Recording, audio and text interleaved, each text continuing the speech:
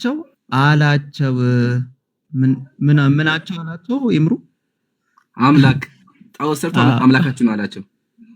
ሱብሃንአላህ ቀርጾ ይሄን እያደረገ ያለው አንድ ተራ ዝም ብሎ ከአምላክ ያፈነገጠና እንዲሁ ዝም ብሎ እንትን ያለን ሳይሆን ነብይ ተብለው ኮንሲደር የሚደረግ ነብይ ተብለው ወላዑዝ ቢላህ ሃሩን ግን ከዚህ በኢስላሚኩ መቼስ ያው ወደ ባይብሉ ብቻ ስለሆነ እሺ መርሐባ በቃ ይበቃል። አንድ ስላልከኝ ስሚዞ የረሳው ነገር በዓለም እንኳን አዘጋጀ ነገ በዓል ነው ብሎ ጣዖት ተሰብስበን እናምልካለን እኮ በዓለም ደግሷል። ቀጥላን ብብላችሁ ቁጥር እሺ እንቀጥለው አላቸው። አሮንም ባየ ጊዜ መሰዊያውን በፊቱ ሰራ። አሮንም ነገ የእግዚአብሔር በዓል ነው ሲል አወጀ አለ። ሱብሃንአላህ ስለዚህ ምናችሁ መሰለህ እስሚዞ ጣዖት ሰራ ነገ በዓል ነው ኑ ብሎ ሰብስቦ አስከበራቸው። በዓል ጣዖቱን አመለኩ። ጥጃውን ሰርተው ጥጃ አምላካችን እያሉ አዞራቸው። አስበዋል እስሚዞ ከዛ ይሄን እንደሚያደርገው ማለት ነው። እግዚአብሔር ነብይ ደግሞ ነው ልስጣችሁ። ያው ምሳሌ ትንቢተ ሆሴዕ ላይ እግዚአብሔር በነብዩ አማካኝነት እስራኤልን ከግብጽ አወጣ ይላል። አየህ አይደል እስሚዞ እግዚአብሔር በነብይ አማካኝነት እስራኤልን ከግብጽ አወጣ አለ። እስራኤል ከግብጽ የወጡት በማን ነው? በሙሴ ዘመን ያ በሙሴና በአሮን አይደል? ሙሴና አሮን ናቸው። ስለዚህ ነቢያት ናቸው። ጀመረልህ ዘጸአት ምንድነው የሚለው? ያ ወንድምህም አሮን ነብይ ይሆንልሃል አለ። አሮን ነብይ ነው። ያው ስለዚህ ነብይ ምን አደረገ? እስሚዝ እንዳሳየን ከሆነ ጣዖት ፈጨና አጠጣ። እስሚዝ አጠቃለሁ።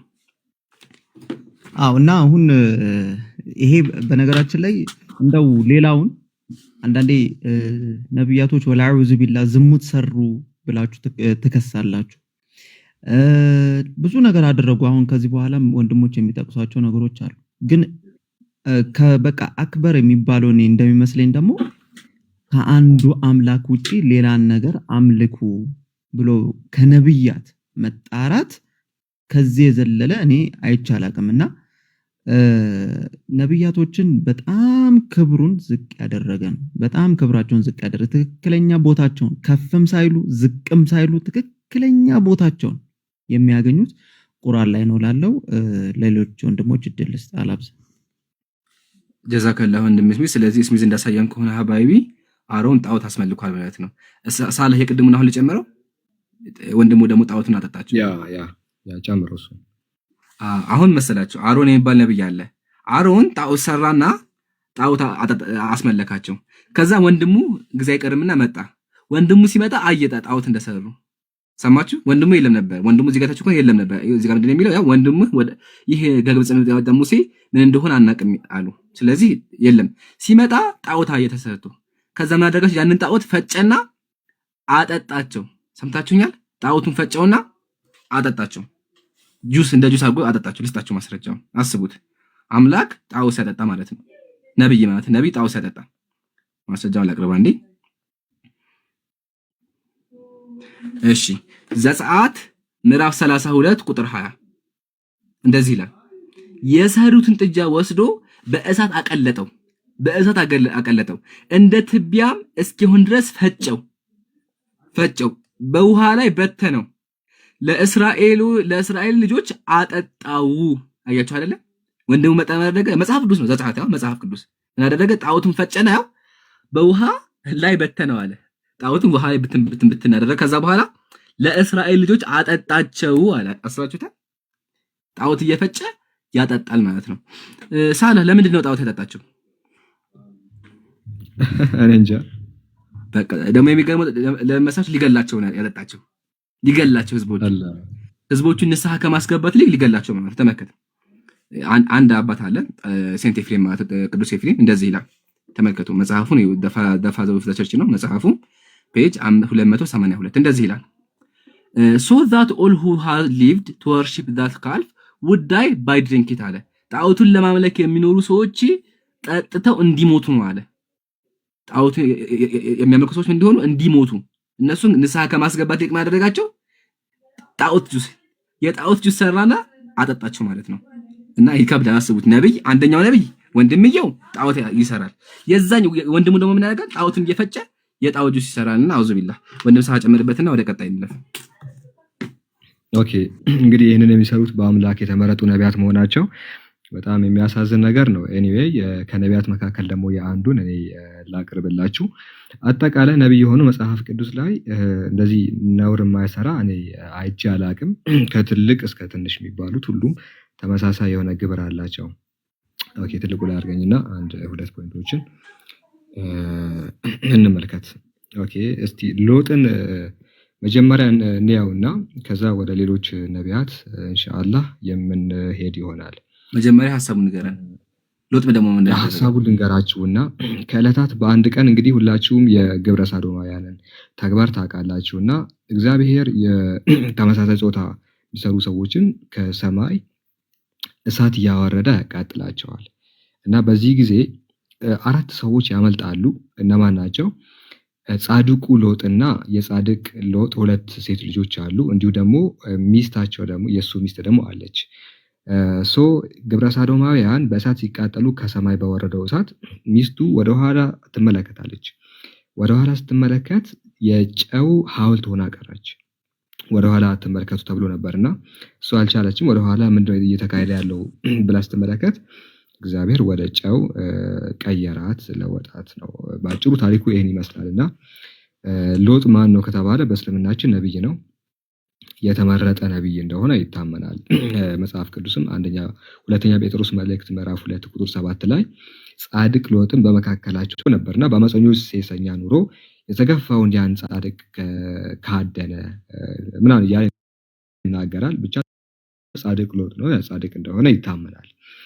ይሄ ጻድቅ ሎጥ ምንድነው የሰራው ከተባለ እንግዲህ ከዕለታት በአንድ ቀን ከዛ ቦታ ካመለጡ በኋላ ወደ አንድ ዋሻ ይገባሉ።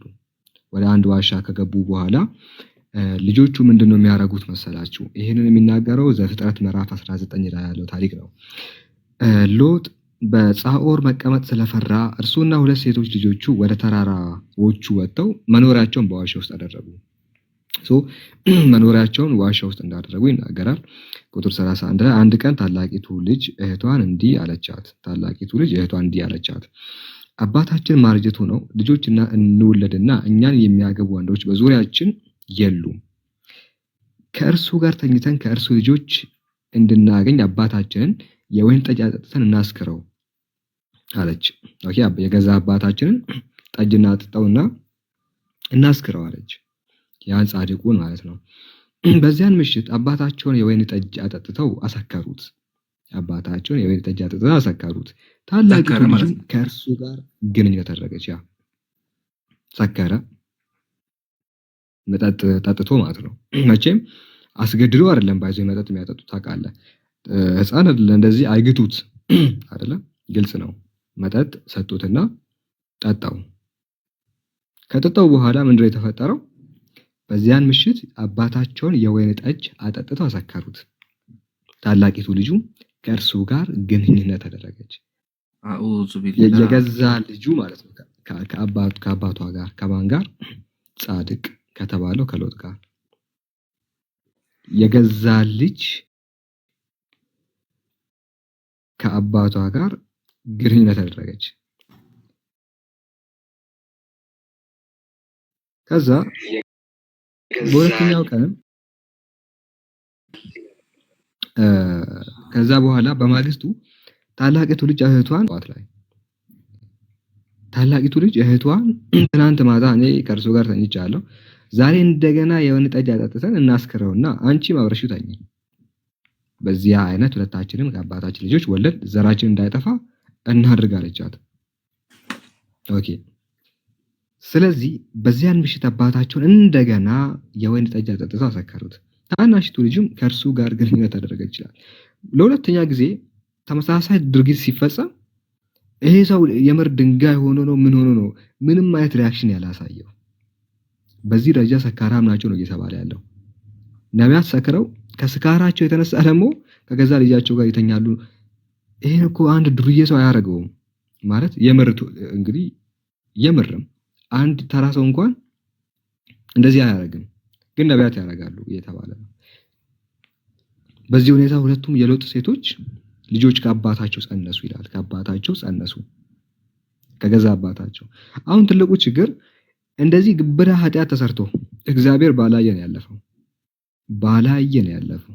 ባላየ ዞር ብሎ ያለፈው ምንም ያደረገው ነገር አንድ ትንፍሽ ያለው ነገር የለም። ይሄን በተመለከተ መጽሐፍ ቅዱስ ላይ ትንሽ ነገር ሲፈጠር የሚቆጣው እግዚአብሔር ይሄን የሚያክል ነገር ተሰርቶ አንድም ቦታ የተናገረበት ነገር የለምና ጻድቅ ሎጥ የገዛ ሴት ልጆቹን ሰክሬያለሁ በሚል ስሜት እንደዚህ ያለ ነገር መፈጸሙ ከነብይ አይደለም ከአንድ ተራ ግለሰብ እንኳን የሚጠበቅ ተግባር አይደለምና መጽሐፍ ቅዱስ ለነቢያቱ ተገቢ የሆነ ክብር አልሰጣቸውም። ይልቁንም ግን በተቃራኒው ሲያዋርዳቸው እናያለን። ይሄ እውነተኛ ሊሆን አይችልም። መጽሐፍ ቅዱስ ነቢያት ላይ ዋሽተዋል። ነቢያት እንዲህ ያለ ነገር አይፈጽሙም እና ቀጣይ ምሳሌ እናያለን። ኢብራሂም መቀጠል ትችላለህ ወይ ወደ ሌሎች እንደሞቹ ሐሳባችሁ መጨመር ትችላላችሁ። አያይ ጀዛከላ ያሁኑ በደንብ አጎል ላስተዋለ ከባድ ነው። ቢላህ አለይኩም አዳምጡኝ። አንድ የአላህ ነብይ ጻድቅ የተባለ በእስልምና ነብይ የተባለ አካል አስቡት ልጆቹ ጋር ሲተኛ ያውም ከአንዴም ሁለት እየሰከረ አውዝ ቢላህ በጣም ይከብዳል። አእምሮ አስቡት እስቲ አንድ ሰው ከልጁ ጋር ሲተኛ ማለት ነው። በጣም ይሰቀጣል። ግን መጽሐፍ ቅዱስ ላይ ያሉ ነቢያትና ጻድቃን አድርገውታል። እሺ ቀጣይ ደግሞ ማንን አነስ መሳይ ቅርም የገባው አይደለ? አነስ ሰላም አለይኩም ወአለይኩም ሰላም ወራህመቱላህ። አጠራጣ ያካችሁ ከዚህ ወንድሞች ሰላም አነስ ይቀጥል። አንዴ እኔ ራት ይብለው ነው ቀጥላል። እሰማለሁ። አይ ሻይቢ ይሰማል። ማን ነው ያወራ? አነስ ነህ? እሰማለሁ። ማን ነው ያወራ? ይምሩ እሰማለሁ። አነስ ኮንክ ይሰማል። ያ ሰላም አለይኩም ወራህመቱላሂ ወበረካቱ። አነስ ወአለይኩም ሰላም። ኦኬ ያው ስለ ዳዊት ነው። ያው ዳዊት ነብይ ነው እንደምናውቀው። ለምሳሌ ሐዋርያት ሥራ ምዕራፍ 2 ቁጥር 29 እስከ 30 መልከት ይቻላል ራሱ ማለት ነው። ወንድሞችም ሆይ ስለ አባቶች አለቃ ስለ ዳዊት እንደሞተም እንደተቀበረም እናንተ በግልጥ እናገር ዘንድ ፈቀዱልኝ፣ መቃብሩም እስከዛሬ በእኛ ዘንድ ነው አለ። ነብይ ስለሆነ ይላል ቁጥር 30 ላይ ነብይ ስለሆነ ይላል። እንግዲህ ዳዊት ነብይ ነው። ይምሩ ያዘው ዳዊት ነብይ ነው። ይሄ ነብይ ደግሞ አስበው አንድ ሴት ሻወር እየገባች ያያል። ቆሞ ሰገነት ላይ ቆምና አንድ ሴት ሻወር እየገባች ያያል። ከዛ ምን ቢያደርግ ጥሩ ነው መሰል ሴቲቷን ሄዶ ያስጠራል። ሴቲቷ አንደኛ ደረጃ ባለትዳር ነች እና ያቺን ሴት ሄዶ ያስጠራና ምን ያደርጋል? ከዛች ሴት ጋር ዝሙት ይፈጽማል። ከዛ በኋላ ደግሞ አልፎ ባሏንም ያስገድላል። ቢላህ አለይክ ይሄንን ተመልከቱና ታሪኩ ይሄ ነው። ጥቅሱን ላንብብላችሁ ማለት ነው። አውዙ ቢላህ እውነትን መጽሐፈ ሳሙኤል ካለ ምዕራፍ 11 ቁጥር 2 ጀምሮ ያ መጽሐፈ ሳሙኤል ምዕራፍ 11 መጽሐፈ ሳሙኤል ካለ አነስ አንዴ እድሜዋ ስንት ነበር ግን ከይቅርታ ጋር ነገሩን እድሜዋ ስንት ነበር? ኢምራን ስንት ነበር እድሜዋ? 6 ዓመቷ ነበር። ቀጥልሽ አነስ። የ6 ዓመት ልጅ ናት። እሱን ወንድና ቀጥልሽ አነስ። ያ ራባዮች የሚያስቀምጡት ነገር ነው ራሱ እድሜዋ ጋር እንመጣለን። ቁጥር 2 ላይ ምን አለ? እንዲሁም ሆነ ወደ ማታ ጊዜ ዳዊት ከምንጣፍ ተነሳ፣ በንጉሱም ቤት በሰገነት ላይ ተመላለሰ። በሰገነቱ ላይ አንዲት ሴት ስትታጠብ አየ። ሴቲቱም መልከ መልካም ነበረች አለ። ዳዊትም ልኮ ስለ ሴቲቱ ጠየቀ። አንድ ሰውም ይህች የኤልያብ ልጅ የኬጢዮ የኦሪዮ ሚስት ቤርሳቤህ አይደለችምን አለ። ከዛ ቁጥር 4 ላይ ዳዊትም መልእክተኞቹን ልኮ አስመጣት አለ። ወደ እርሱም ገባች፣ ከርኩሳቷም ነጽታ ነበርና ከርኩሳቱም ነጽታ ነበር። ይሄ ፔሬል ምናምን ላይ አልነበረችም እና ከዛ በኋላ ከእርሷ ጋር ተኛ አለ። ወደ ቤቷም ተመለሰች ብሎ ይናገራል። ከዛ ቁጥር ስለትማገች እያለ ይናገራል። ቢላህ አለይክ ተመልከቱ። የማን ሚስት? የሰው ሚስት፣ የኦሪዮ ሚስት። ምን ያደርጋል? ዳዊት ነብይ ነው እንግዲህ እንደምናውቀው የሆነ ሰገነት ላይ ቆሞ ይመለከታል አንዲት ሴት። ከዛ በኋላ ልጅቷን አስጠርቶ ዝሙት ይሰራል ማለት ነው። ቀጥታ ከልጅቷ ጋር ዝሙት ይሰራል ማለት ነው እና ይሄን ይመስላል። ይምሩ አስፈላጊ ከሆነ ብዙ እንጨምራለን ኢንሻአላህ። አይ ሀቢቢ ቀጥል። በጣም ጀዛከላህ። ምን ትላለህ? እዚህ ላይ ደግሞ ለየት ያለ አስቡት። ነብይ ስሜቱን መቋጠር ከብዶት ምን አደረገ? የሰው ሚስት አዳምጡኝ። እንደው ከራሱ ሚስት ጋር ችግር የለውም። የሰው ሚስት አስጠርቶ እሷ ጋር ተኛ። ይሄ በጣም ነው የሚያስጠላው። በጣም ከአንድ ነብይ አይጠበቅም። ይሄ አሁን የኔ ቢሆን አይቼ ልከተው ነው በኋላ በጣም ያስጠላ። ደግሞ የሚገርም ነገር መሰላችሁ እግዚአብሔር በዚህ ነገር ተናዶ እናደረገ ሚስቶቹን የዳዊትን ሚስቶች ምንም የሚያውቁትን ንጹሃን የሆኑትን ሚስቶቹን አደባባይ ላይ አሰልፎ አስደፈራቸው። እሱን ሌላ ጊዜ እናወራበታለን። የእግዚአብሔር ጋር ስለ እግዚአብሔር በደል አሁን ይሄ ነው የሰራው ዳዊት አይደለም እግዚአብሔር ነው። እግዚአብሔር ምን አደረገ? አስወጣቸውን አደባባይ ላይ አስደፍሯቸዋል። እሺ ይሄን ቀጣይ እናያለን። ወንድም ይስሐቅ ከመጣ መቀጠል ይችላል። ከሌለ ደግሞ ወንድም ኢልያስ። ሁላችሁም ደግሞ ወንድም ገዝታ ያሉት ወንድሞች ፎሎ አድርጉ፣ ታፕታፕ ደግሞ አድርጉ። ወንድም ኢልያስ ወይም ወንድም ይስሐቅ አላችሁ? ኬላስ ከተኝ ኢንሻአላህ። አይ ሀቢቢ እሺ ኢልያስ አለ ሀቢቢ? አላህ ሰላም አለይኩም ጀማ። ወአለይኩም ሰላም ወራህመቱላህ። አንድ ጥቅስ ካለ ጨምርልን። እሺ እንተን ከለጥልኝ አንዴ ኢምራን ዜና መዋዕል ምዕራፍ 20 አንዴ ገለጥ። ሐሳቡ ምንድነው? ሐሳቡማ ግፍ ነው። ግፍ ዳዊት የሚባለው ነብይ እንደሚታወቀው ዳዊት ነብይ ነው ብለው የሚቀበሉት ነውና ህዝቦችን ያኔ ንግስናን ለመቀበል በመጋዝ እንደተረተራቸው ይናገራል። እንደቆራረጣቸው ማለት ነው። ቃል በቃል በመጋዝ ተረተሯቸው በመጥረቢያም ቆራረጧቸው ነው የሚለው ቃሉ ራሱ ማለት ነው። ሳያፍ ማስረጃ አለ። እሱ አንድ ያሳይ ነብይ ሰዎችን በመጋዝ ቆራረጠ። ከባድ ነው። ማስረጃ አቅርብ። ዜና ስትላከ አንዴ አንደኛ ዜና መዋዕል ምዕራፍ 20 ከቁጥር 1 እስከ 3 ያለው። አይ ሀቢቢ እሺ ነብይ ሰዎችን በመጋዝ ከተረተረ እንግዲህ እኔ ከዚህ በላይ ግድያ ያለ አይመስለኝም። ጭካኔ ማለት ነው። ያ ልብስ እንዳይሆን ሰው ነው ልብስ ሰው ልብስ ነው እንዴ ያልከን ኢልያስ? አራ ሰው ነው ሰው ነው የምልብስ ሰዎችን በመጋዝ አስቡት ሰዎችን በመጋዝ አስተኝቶ ሲያርዳቸው ሰዎች ናቸው። መጋዝ ታውቃላችሁ አይደል? የአገሬ ሰዎች መጋዝ ይሄ ነው። በዚህ አድርጎ ሲያርዳቸው አስተኝቶ ቁርጥ ያደርጋቸዋል። ያው በጣም ብዙ ማስረጃ ቀጥል። ከቁጥር 2 ጀምሮ ያለውን ከላይ ያለውን አንብቡት። ቁጥር 2 ላይ ምን ይላል? ዳዊትም ወይንም ከአንድ ጀምሮ ያለውን አንብበላችሁ ፈጠን ነብይ እንዲህ ሆነ በአመት መጨረሻ ቁጥር 3 ምን አለ? በውስጧም የነበሩትን ህዝብ አውጥተው በመጋዝ ተረተሯቸው። ያው ተረተሯቸው ከዛስ በመጥረቢያም ቆራረጧቸው ይላል። ዳዊትም በአሉም ልጆች ከተሞች ይሄ በቃ እና እንደዚህ ነው ቆራረጧቸው፣ ተረተሯቸው። ይሄ ነብይ ነው እንደዚህ የሚያደርገው አስባችሁታል አይደል? እና ይሄ አስቸጋሪ ነው በጣም። ይሄንን እንደዚህ ነብያትን በዚህ መልኩ የሚገልጽን መጽሐፍ መቀበልም ከባድ ነው። ነብያትም ራሱ እንደዚህ ያደርጋሉ ብለን አንጠብቅም እኛ እና አስቸጋሪ ነው። ነብያት የተከበሩ ናቸው። ስራቸው እኮ ነብያት ማለት ወደ አምላክ የሚያቀርቡ ስላችሁ የአምላክን አስተምሮ እንዴት አምላክን ማምለክ እንዳለብን የሚያስተምሩ ናቸው እንጂ ሰዎችን እንደዚህ የሚቆራረጡ ቅድም እንደሰማችሁት ደግሞ ዝሙትን የሚፈጽሙ ጭራሽ አሁን አነስ የጠቀሰው ደግሞ ይገርማል። ራቁቷን እያየ አስተግፍሩላህ ብቻ ቀጥሎ ወንድሞች። አይ ሀቢቢ በጣም ይሄ ይከታል። እንደ አእምሮ ላለው ንጹህ ሰው ይከብዳል። የሰው ልጅ ማረድ እንደ መግደል እኮ ችግር የለውም። በመጋዝ መተርታ አይከብድም። በኋላ ስንጥቅ ይሰነጥቋቸው አስባችሁታል። እንደዚህ ግምስ ያደርጓቸው እንደዚህ አድርገው ግምስ ያደርጓቸው ለሁለት ማለት ነውና ከዚህ በላይ ጭካኔ ከዚህ በላይ መጥፎ ነገር የለም ብዬ አስባለሁኝ። ወንድም ይስሐቅ አለ አሁን አፎን እኔ ስለ ኢየሱስ ትንቢት አምላክነቱ ትንቢት የተነበየ ተብሎ የሚወራለት ኢሳይያስ አለና ኢሳይያስ ለተአምር ኢትዮጵያ ሲመጣ ያዩ ህዝቦች ባያስተላልፉልንም ራቁቱን 3 ዓመት ሙሉ የተመላለሰበት አንድ ነብይ 3 ዓመት ሙሉ ህፃን፣ ሽማግሌ፣ ሴት፣ ወጣት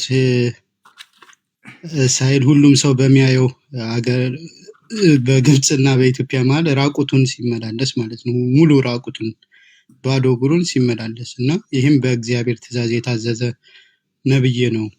ምዕራፍ 20 ትንቢተ ኢሳይያስ ምዕራፍ 20 ከቁጥር 2 ጀምሮ ቁጥር 1 ስለዚህ ያካለው አንተ በክርስትና ነብዩ ኢሳይያስ ራቁቱን ይሄድ ነበር ነው። ልብስ አይለብስም ነበር። 3 ዓመት ልብስ የለውም።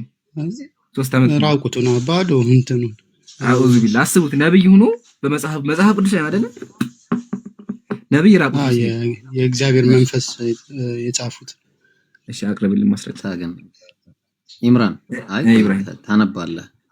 ይሄ ነገር ግን ባይብል ላይ በጣም የተለመደ ነው። አዲስ ነገር እንዳይመስላቸው ብዬ ነው ሰዎች። ራቁት መሄድ ኧረ እኔ ራቁት የሚሄድ ሰው ነብይ ነው ቢል ቀበል አልችልም።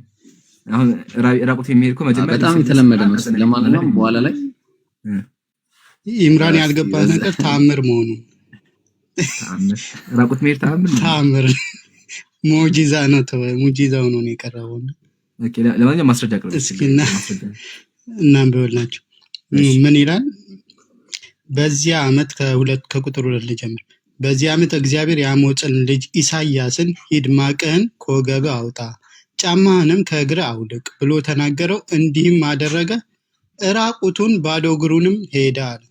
እግዚአብሔርም አለ ባሪያዬ ኢሳያስ በግብፅና በኢትዮጵያ ተሰባሽቷል። ግብፅና ኢትዮጵያ ስንት ህፃን ስንት ሴቶች ስንት ምናምን ስንት ህዝብ እንደሚያየው ማለት ነው። እና በግብፅና በኢትዮጵያ ላይ 3 ዓመት ደግሞ አንድ ቀን አይደለም ወይ 2 ቀን ወይ 2 ሳምንት ሳይሆን ወይ 1 ዓመትም አይደለም 3 ዓመት ለምልክትና ለተአምራት ሊሆን ራቁቱንና ባዶ እግሩን እንደሄደ አለ። እና ራቁቱን ማለት ከባድ ነው ማለት ነብይ ነው፣ ፈጣሪ የላከው ነብይ ነው ተብሎ ራቁቱን እርቃኑን ይታያል። እንደዚህ 3 ዓመት ይሄዳል ማለት እብድ ነው ብለው ነው ሰዎች ምናልባት የዛ ሰዓት ላይቀበሉት ሁላ ነብይነቱን ላይቀበሉ ሁላ ይችላልና ይሄን እንዴት ነው ነብይ አድርጋችሁ የተቀበላችሁት ነው ጥያቄ ለክርስቲያን። አይ ሀቢቢ ጀዛከላ። ያ ትልቁ ፖይንት አሁን እዚህ ጋር ይምራን ይሄ ሰው ነው ኢሳያስ የሚባል መጽሐፍ ይዞ መጣና ህፃን ተወልዶልናል፣ ልጅን ተሰጥቶናል፣ አለቃነቱን በጫንቃው ላይ ምናምን የሚል ነገር ጽፎ ወደ አንተ ቢመጣ ምር ብትለው ወንድማችን መጀመሪያ እስኪ ልብስ ልበስና ከዛ በኋላ እናውራ ነው የሚባለው አይደለም። መጽሐፍ ይዞ የመጣ ሰው ነው፣ መጽሐፍ ነው እንግዲህ ይሄ ሰው መጽሐፍ አለው ባይዘይ ኢሳያስ ትንቢተ ኢሳያስ የሚባል መጽሐፍ እሱ ነው፣ እሱ እንደጻፈው ይታመናል። እና መጀመሪያ ልብስ እንዲለብስ ቢነገረው እኔ እንደኔ ደስ ይለኛል። ምክንያቱም አንድ ሰው ወደ እናንተ መጥቶ እንደዚህ ሲላችሁ እናንተ አስቡት፣ ፊት ለፊታችሁ ነው ያለው፣ ራቁቱን ነው ያለው፣ ምንም ነገር አልለበሰም፣ ጫማም የለውም። እና መጀመሪያ ልትሉት የምትችሉት ልብስ ልበስ ነው እና ከዛ በኋላ እናወራለን ተቀምጠን እና እንደዛ ነው የምንለው። ኤኒዌይ ኢምራን የምትለው ነገር አለ?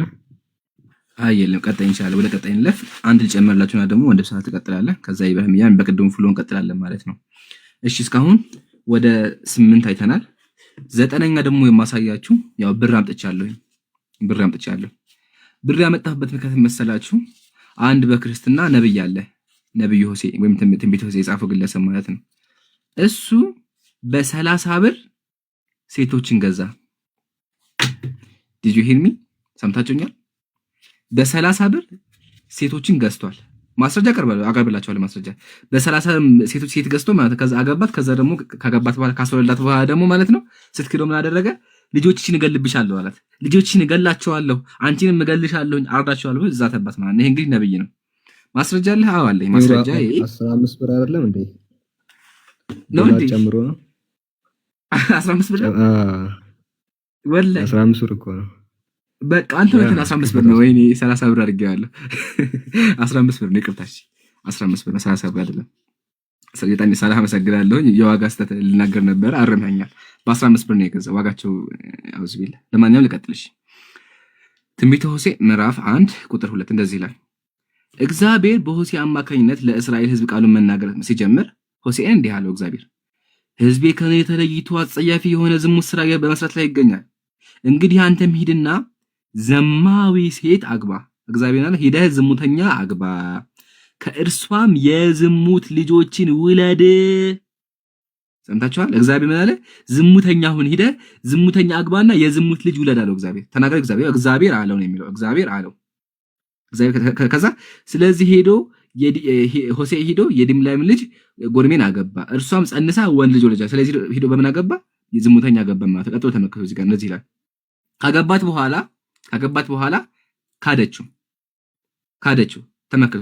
ስትክደው ተመከሩ። እናታችሁ ሚስት አይደለችም ማለት ለልጆች ምናቸው እናታችሁ ሚስት አይደለችም፣ እኔም ባሏ አይደለሁም፣ ተሟገቱ፣ ራቁቷን እንዳልገፋት የግልሙትና ልጆች ናቸውና ልጆቿን አልምርም ማለት እግዚአብሔር እንትና ሆሴዕ ማለት ነው። አስባችሁታል? እህቶች ወንድ አዳምጡ በደንብ። አገባ ሚስት ዝሙተኛ አገባ። ዝሙተኛ ካገባ በኋላ ካደችው። ከዛ መጠናማ ልጆቹን ይገላቸዋል። ይኸው እናታችሁ ሚስት አይደለችም ማለት ካዳት፣ በቃ ካዳት። ሚስት አይደለች፣ ወደዛ ሂጂ፣ ሚስት አይደለችም ማለት እኔም ባሉ አይደለሁም አላቃትም አለ። ራቁቷን እንዳልገፋት አለ። ራቁቷን ነው የሚያስኬደ ራቁቷን ቃል በቃል አልጨመርንም። የጉልሙትና ልጆቿ ናቸውና ልጆቿን ገልባታል ዛተ።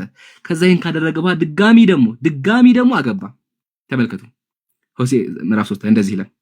እግዚአብሔር እንዲህ አለኝ፣ እስራኤላውያን ወደ ሌሎች አማልክት ማምለክ ቢወዱ የዘቢብ ጥፍጥፍ ማቅረብ ቢወዱ እንኳን ከዚህ ጋር እግዚአብሔር ይወዳቸዋል።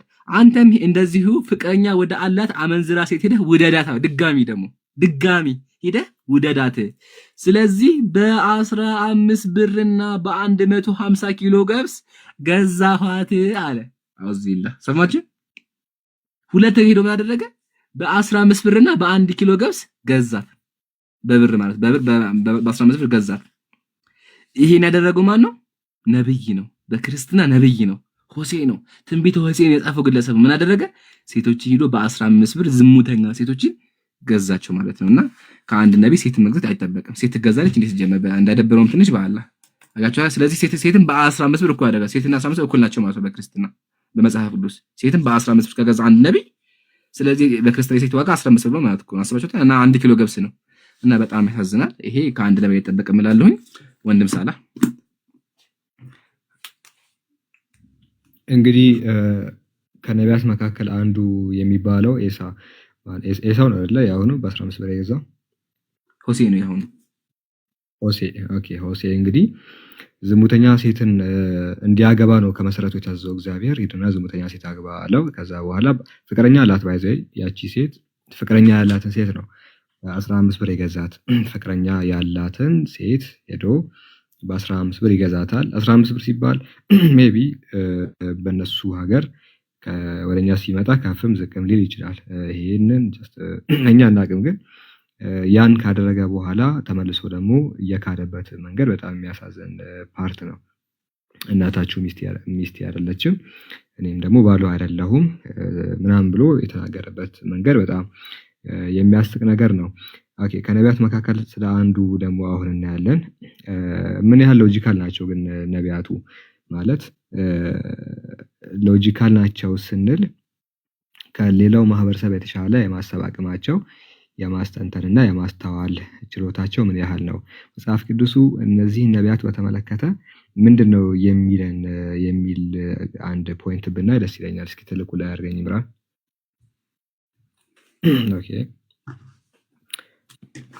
እሺ ዛሬ የካሜራ ጥራት ምን እንደሆነ አላውቅም። ስልኬ ደህና አይደለም። እሺ ከነቢያት መካከል አንዱ የሆነው ብለር ነገር ያደርጋል። ይምራን ነው ይታያል። ጥራት አለው። ትንሽ ጥራት ኳሊቲ ከነሰው ኔትወርክ መሰለኝ እንግዲህ ይታያል።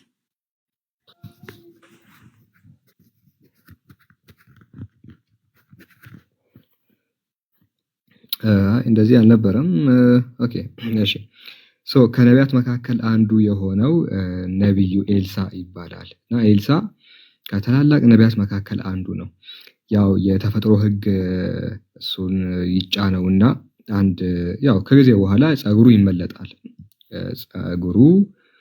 ይመለጣል ማለትም ጀስት በቃ መላጣ ይሆናል። ይሄንን ያለ መጽሐፍ ቅዱስ ነው። እና አንድ ቀን ሀገር ሰላም ነው ብሎ ወደ ቤቴል ከተማ ይሄዳል። ቤቴል ያው የምትባል ሀገር አለችና የአዲስ አበባ አይደለችም። እሺ ቤቴል ይሄዳል። መጽሐፈ ነገሥት ካልዕ ምዕራፍ 2 ቁጥር 23 ላይ እንደዚህ ብሎ ይናገራል። ከዚያም ወደ ቤቴል ወጣ። በመንገድም ሲወጣ ብላቴኖች ከከተማይቱ ወጥተው አንተ መላጣ ውጣ፣ አንተ መላጣ ውጣ፣ አንተ መላጣ ውጣ ብለው አፌዙበት። እና ወደ ቤቴል ከተማ ሲሄድ ሕፃናት መንገድ ላይ ነበሩና ከዛ በኋላ አንተ መላጣ ውጣ፣ አንተ መላጣ ውጣ፣ አንተ መላጣ ውጣ ብለው አፌዙበት ይላል። ይሄው ከከተማይቱ ወጥተው አንተ መላጣ ውጣ።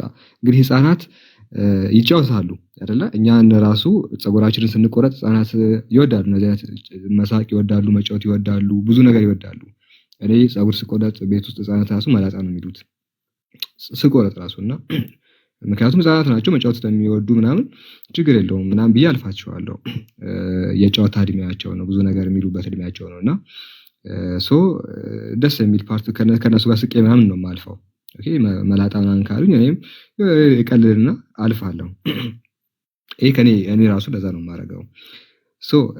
ኤልሳ የሚባል ነብይ ግን መላጣ መባሉ በጣም ከንክኖታል እና አንደኛ ህፃናት ናቸው፣ ልጆች ናቸው፣ የሚጫወቱ የሚቀልዱ ህፃናት ናቸው እና በጣም አልተመቸውም። መላጣ መባሉ አልተመቸውም። ምንድን ነው ያደረገው? አንተ መላጣ ውጣ፣ አንተ መላጣ ውጣ ብለው አፌዙበት። ዞርም ብሎ አያቸው እና ሊትራል መጽሐፉ ነው ያለው፣ ዛወርም ብሎ አያቸው ይላል። እንደዚህ ወደኋላ ዞር ብሎ አያቸው ህፃናቱ። ከዛ በኋላ ስቆ ማለፍ እያለበት በእግዚአብሔር ስም ረገማቸው። ከዱርም 2 ድቦች ወጥተው ከብላቴኖቹ 42ቱን ሰባበሯቸው። እንግሊዝኛውን ብትመለከቱ 42ቱን ኢንቶ ፒስስ ቆራረጧቸው ነው የሚለው። ህፃናቱን ድምጥማጣቸውን ከጫካ 2 ድቦች እንዲወጡ አደረገና በእግዚአብሔር ኃይል። ከዛ በኋላ ህፃናቱ ሲጫወቱ የነበሩ 42 ህፃናት ሙሉ ቆራረጧቸው ይላል። እጁ ሌላ ቦታ፣ እግሩ ሌላ ቦታ፣ ሆዱ ሌላ ቦታ ኢንቶ ፒስስ ቆራረጧቸው ነው የሚለው። ኦኬ የተለያየ ቁርጥራጭ አደረጓቸው ህፃናቱን። ቪዲዮ ሰርቻለሁ ባይዘይ በዚህ ዙሪያ ገብታችሁ ቼክ ማድረግ ትችላላችሁ ከነ ኮሜንታሪያቸው። ህፃናት ምንም ባላደረጉበት አንተ መላጣ ብለው ተናገሩ። ስቆ ማለፍ ያለበት ትልቅ ሰው ነብይ ሆኖ በዚህ ደረጃ እነሱ ማስጨፍጨፉ የምር ህፃን ማለት እሺ ትልቅ ሰው ቢሆኑ ችግር የለውም። ትልቅ ሰው ቢሆኑ እኮ እንዴት ምናምን ይባላል፣ እንዴት እንደዛ ትለኛለህ፣ እንዴት ትንቀኛለህ ምናምን ሊባል ይችላል፣ ችግር የለውም። ግን ህፃናት አንተ መላጣ ስላሉ 42 ህፃናትን ማስገደሉ ሊትራሊ ተገለዋል ህፃናቱ። ኮሜንታሪ ማየት ትችላላችሁ። የሰራሁት ቪዲዮ ላይ እንዴት እንደቆራረጧቸው ምናምን አስቀምጠዋል። እንደተገደሉም እንዳለቁም ደግሞ ተቀምጧልና የኔ አካውንት ገብታችሁ ታገኛላችሁ። የምር ይሄ ከነብይ የሚጠበቅ ነው ወይ? አንድ ተራ ግለሰብ እንኳን ይሄን ቢሰራ በጣም ክፉ ሰው ነው የምንለው፣ በጣም ከባድ ኃጢአት ሰርቷል፣ በጣም ባለጌ ሰው ምናምን ነው የምንለው ተራ ሰው እንኳን ቢሆን። ታዲያ ከሰዎች መካከል የተመረጠው አካል ደግሞ የእግዚአብሔር ምርጥ ተብሎ እግዚአብሔር የሾመውና የቀባው አካል በዚህ ደረጃ ኢሎጂካል ሆኖ ሲገኝ፣ በዚህ ደረጃ ኢሞራል ሆኖ ሲገኝ እንዴት ነው አሁን ይሄን እውነተኛ ብለን ልንቀበለው የምንችለው? እና ኤልያሳ ይሄን ይሰራል። በዓለም ላይ መረጥናቸው ያለው እስልምናችን በቁርአን ላይ የተቀመጠው ነገር ቅድም አይተናል። ኤልያሳ ያውኑ ሰው ነው ባይዛ ኤልያሳ ቁርአን ያስቀመጠው። አንዴ ልክፈትላችሁና ላሳያችሁ። ቁርአን እነዚህን ሰዎች በተመለከተ በጣም በዓለም ላይ እንደተመረጡ ነው እንግዲህ ያስቀመጠልን። በዓለም ሰዎች ላይ ሁሉ የተመረጡ ከነ ክብራቸውን ያስቀመጠው። እንደዚህ ኢሎጂካል ነገር ይሰራሉ ብሎ በፍጹም ነው የማያስተዋውቃቸው። ከነ ሙሉ ክብራቸው ነው የሚቀመጡትና ለሚሾዩ እነ ኤልሳዕን በምን መንገድ እንደሚገልጻቸው ሶሪ ትንሽ ወደ ላይ ብዙ ነውና ምንድነው የሚለው ቁርአን እንደዚህ ይላል። ወኢስማኤላ ወልየሳዕ የቅድሙ ማለት ነው። ወዩኑሳ ወሉጠን ወኩለን ፈደልና ለልዓለሚን አለ። እሺ እስማኤልን አልየሳዕንም ኤልሳዕን ማለት ነው። የቅድሙን አልየሳዕ ኤልሳዕ እሱ ነው። አልየሳዕንም ዮኑስንም ወይ ዮናስን ሎጥን የቅድም ከልጆቹ ጋር ዘመት ሰራው መራን አለ። የተመሩ ናቸው እነሱ። ሁሉንም በዓለማት ላይ አበለጥናቸው። በዓለማት ላይ ከሌላው ማህበረሰብ ከሌሎች ሰዎች አበለጥናቸው ይላል ከነክብራቸው። ኦኬ ይሄ የሞራላዊ ስብዕናቸው ራሱ ከሌላው ዓለም የበለጠ ነው። ግን መጽሐፍ ቅዱስ ላይ ያየናቸው አይደለም ከዓለማት ሊበልጡ እኔ እንኳን የተሻለ ስብዕና አለኝ። ሕፃን ልጅ መላጣ ብሎ ቢሰርበኝ አልገለውም። አይደለም በዓለማት ላይ የበለጡት ነቢያት ከዓለማት ደግሞ ሲያንሱ እናያለን መጽሐፍ ቅዱስ ላይ። አንድ በዓለም ላይ የሚገኝ ኖርማል የሆነ ሰው ማይሰራውን ስራ ሲሰሩ እናያለን። የ6 ዓመት ሕፃን ልጅን ባላላት እየተባለ አምጥተው ደፈራት ነው ያለው አይደለ? ማን ዳዊት። ከዛ ባሏን አስገደለ ይላል። ጦር ግንባር አሰልፎት 8 ሚስቶች ያለው ማለት ነው። ባይዘይ 8 ሚስቶች ያለው እንደዚህ አይነት ስራ ሲሰራ እናያለን። ትክክለኛ ክብር ሰጣቸውም ነው ማክበር ያለበትን ያህል ነቢያትን አላከበረም። አይደለም እንደ ነብይነታቸው እንደ ኖርማል ግለሰብ እንኳን ክብር አልሰጣቸው። ይሄ ግን የነቢያት ችግር ሆኖ ሳይሆን ነቢያት እንደዚህ ይሰራሉ በፍጹም አይሰሩም። ታዲያ ነቢያት ላይ የተዋሸ ነገር አለ። ልክ ኢየሱስ ላይ እንደተዋሸው፣ ልክ እግዚአብሔር አምላክ ላይ እንደተዋሸው ከስሙ ጀምሮ አዎ ሙሉ ታሪካቸው ላይ ተዋሽተዋል። መጽሐፍ ቅዱሱ የነቢያትን ስም እያጠፋ ነው። እውነተኛ ክብራቸው የሚገኘው ቁርአን ውስጥ ነውና ወደዛ ነው የምንጠራቸው ክርስቲያኖች። ኢምራን የሚጨምረው ነገር አለ? ሶሪ ለፒክቸሮቹ የለም። ጀዛከላ ወንድም ሳላ። ወደ ቀጣይ ሐሳቡም እየሄደ ስለሆነ ወደ ቀጣይ ሐሳብ እንሄድና ከዛ ማጥመጥያ ሰጠን ኢንሻአላህ። ክርስቲያኖች ካሉ እናስገባለን፣ ከሄዱ ደግሞ ፕሮግራሙን እንዘጋዋለን። ክርስቲያኖችን ብናስገባቸው ደስ ይለኛል። አሁን ራሱ ወላሂ እንደዛ ይሻላል። ግን ወንድሞች አንድ ልጅ ከማለት ወንድሞች ኦኬ ኢብሮ የምትለው ነገር አለ? ክርስቲያን ይገባል ማለት ነው። አንድ ዙር ብቻ ማለት ነው። ከዛ ክርስቲያኖችን እናስገባለን። ኢብሮ አነስና ኢልያስ ተዘጋጁ። ኢብሮ ቀጥል ሀቢቢ። እሺ ሰላም አለይኩም። ይሰማል? ይሰማል። ወአለይኩም ሰላም ወራህመቱላሂ ወበረካቱ። ይሰማል። እሺ አይ ያው ኢምሩ ሰላት ታስታውሳላችሁ? የሆነ አንድ ነብይ አለ። ኦኬ ራሴን ላተልቅ አንድ ጊዜ ቆይላ ተልቅ። ኦኬ ይቻላል። ትልቁ ችግር የለውም ወይ አንተ ማውጣትም ትችላለህ። እሺ አንድ ነብይ አለና ፋንድያ የበላ ነብይ አለ። እንዴት ትላላችሁ? አንተ ደግሞ ከየት የምታመጣችሁ? ፋንድያ እንዴት ነው ነቢያቶች በዚህ ልክ ማለት አይ አሲግራ ነው እኮ የሚያገባውና ትንቢተ ሕዝቅኤል ላይ ስንሄድ ምዕራፍ 4 ላይ እግዚአብሔር እንግዲህ በቅጣት መልክ ያስበላቸዋልና ምን አለ መሰላችሁ? ዋሁንም በልክ የኢ መስፈሪያ በስድስት እጅ አንድን እጅ ትጠጣለህ፣ በየጊዜው ትጠጣዋለህ አለ። እንደ ገብስ እንጎቻ አድርገህ ትበለዋለህ፣ ከሰውም በሚወጣ ፋንድያ በፊታቸው ትጋግረዋለህ። በምን በፋንድያ? አሁን ጥያቄው ከሰው የሚወጣ ፋንድያ። እሺ አሁን ያዙልኝ እንኳን አንድ ጊዜ እንመጣለን። መብላት አለመብላት እንዴት እንደሆነ ታያላችሁ። እግዚአብሔርም እንዲሁ የእስራኤል ልጆች እነሱን እሺ ምንድነው የሚለው? በምበትንባቸው በአሕዛብ መካከል እርኩስ እንጀራቸውን ይበላሉ። ምን እንጀራቸውን? እርኩስ እንጀራቸውን ማለት ነው። እርኩስ እንጀራቸውን ይበላሉ። ጥሩ። እኔም ጌታ እግዚአብሔር ሆይ ወዮ አለ። ወዮ ምንድነው እሱ? ወዮ ያስፈራው። እነሆ ሰውነቴ አልረከሰችም፣ ከታናሽነቴ ጀምሮ እስከ ዛሬ ድረስ ጥንብና አውሬ የሰበረውን ከቶ አልበላውም አለው። እርኩስም ስጋ በአፌ ውስጥ አልገባም ይለዋል። እግዚአብሔር የሚመልሰውን ስሙልኝ። እሱም እነሆ በሰው ፋንድያ ፋንታ ኩበት ሰጥቻለሁ አለው። ኩበት እና ደስ ይላል በጣም። ምን ያህል እንደተለያየ ተመልከቱ። አሁን በሰው ምንድነው ልዩነቱ? ኢብራሂም አለ እዚህ አሻሽልልሃለሁኝና በፋንድያው ቦታ ካካብላ ነው እያለ ያለው ምንድነው? ታዲያ ከድጡ ነው በሰው ያው እኮ ነው ያያም ሆነ በሰው ፋንታ እኮ ግራ እኮ ነው የሚያውቅ። አስበኸዋል? አንድ ነብይ ማለት ነው። ሱብሃንአላህ አንድ ነብይ በዚህ ልክ ማለት እኔ ብቻ ግራ ነው የሚያጋባው እንዴት አድርገን እንደምንቀበለው።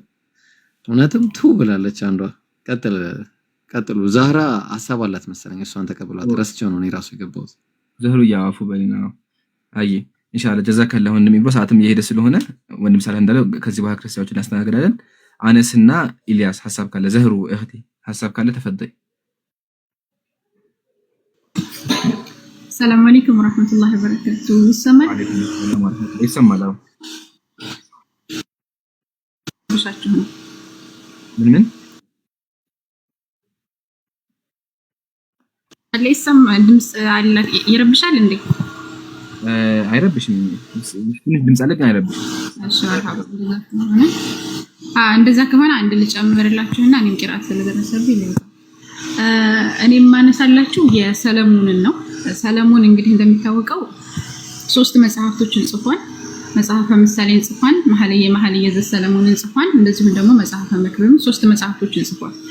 መጽሐፍቶቹ ደግሞ በጣም በሚያስገርም ሁኔታ ኢየሱስን አምላክነት ለምሳሌ መጽሐፈ ምሳሌን ገልጸው ይህ ክርስቲያኖች ኢየሱስን አምላክነትን ለማሳየት ይሞክራሉ። እንደዚሁም ደግሞ ሌሎችን መጽሐፍቶችን ይጠቀሟቸዋል።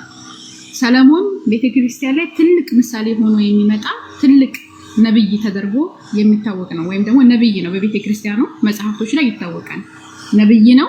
እንደገና ምሳሌ የሚደረግ ነው። እንደገና 3 መጽሐፍቶች አሉ ባይብል ላይ ከባይብል ከእግዚአብሔር ቃል ተብሎ ከተቀመጠ መጽሐፍ ላይ 3ቶቹ መጽሐፎች የሱ ናቸው። ወይም እነዚህ መጽሐፍቶች የጻፈው ሰውዬ ጣዖት አምላኪ ነበረ። ጣዖት ያመለከው ደግሞ በጣም በሚያሳዝን ሁኔታ ሴቶቹ አሳስተውት ነው። በሴት ምክንያት ነው ጣዖት ያመለከው፣ ሴት አሳስተው ነው። እና ይሄን የሚገኘው የት ነው ከተባለ መጽሐፈ ነገሥት ቀዳማዊ ምዕራፍ 11 ከቁጥር 3 ጀምሮ ለእርሱም ወይዛዝርት የሆኑ 700 ሚስቶች 300 ቁባቶች ነበሩት አለ። ሚስቶቹም ልቡን አዘነበሉበት። ሲያዘነብሉበት ምንድነው የተከሰተው ሲባል ሰለሞን ሲሸመግል ወደ ሽምግልናው እንግዲህ ይሄ የተከሰተው ወደ ሽምግልናው ነው። እንግዲህ መጽሐፍቶችን የሚጽፍበት ወይም ደግሞ እንትን የሚልበት ሰዓት ነው። ሚስቶቹም ሌሎችን አማልክት ይከተል ዘንድ ልቡን አዘነበሉበት። የአባቱን የዳዊትን ከአምላኩ ከእግዚአብሔር የዳዊትን ልብ ከአምላኩ ከእግዚአብሔር ጋር ፍጹም እንደነበር የሰለሞን ልቡ እንዲሁ አልነበረም። ሰለሞንም የሲኖዳውያንን አምላክ አስቶሮስን፣ የአማኑፃውያንን እርኩሰት ሚልኮንንም ተከተለ። ሚልኮን የሚባለውን ጣዖት ተከተለ። ይህም ብቻ አይደለም። 7 ላይ ስትመለከቱት በዚያን ጊዜም ሰለሞን ለሞዓብ እርኩሰት፣ ለካሞሽ ለአሞትም ልጆች እርኩሰት፣ ለሞሎክ እንደዚሁም ለኢየሩሳሌም ፊት ለፊት ባለው ተራራ ላይ መስገጃ ሰራ። እሱ ብቻ አይደለም ያመለከው አምልኮ ሌሎችም እንዳመልኩ መስገጃ ሰርቶ ሰዎችን ጣዖት አስመለካቸው ማለት ነው። ማን?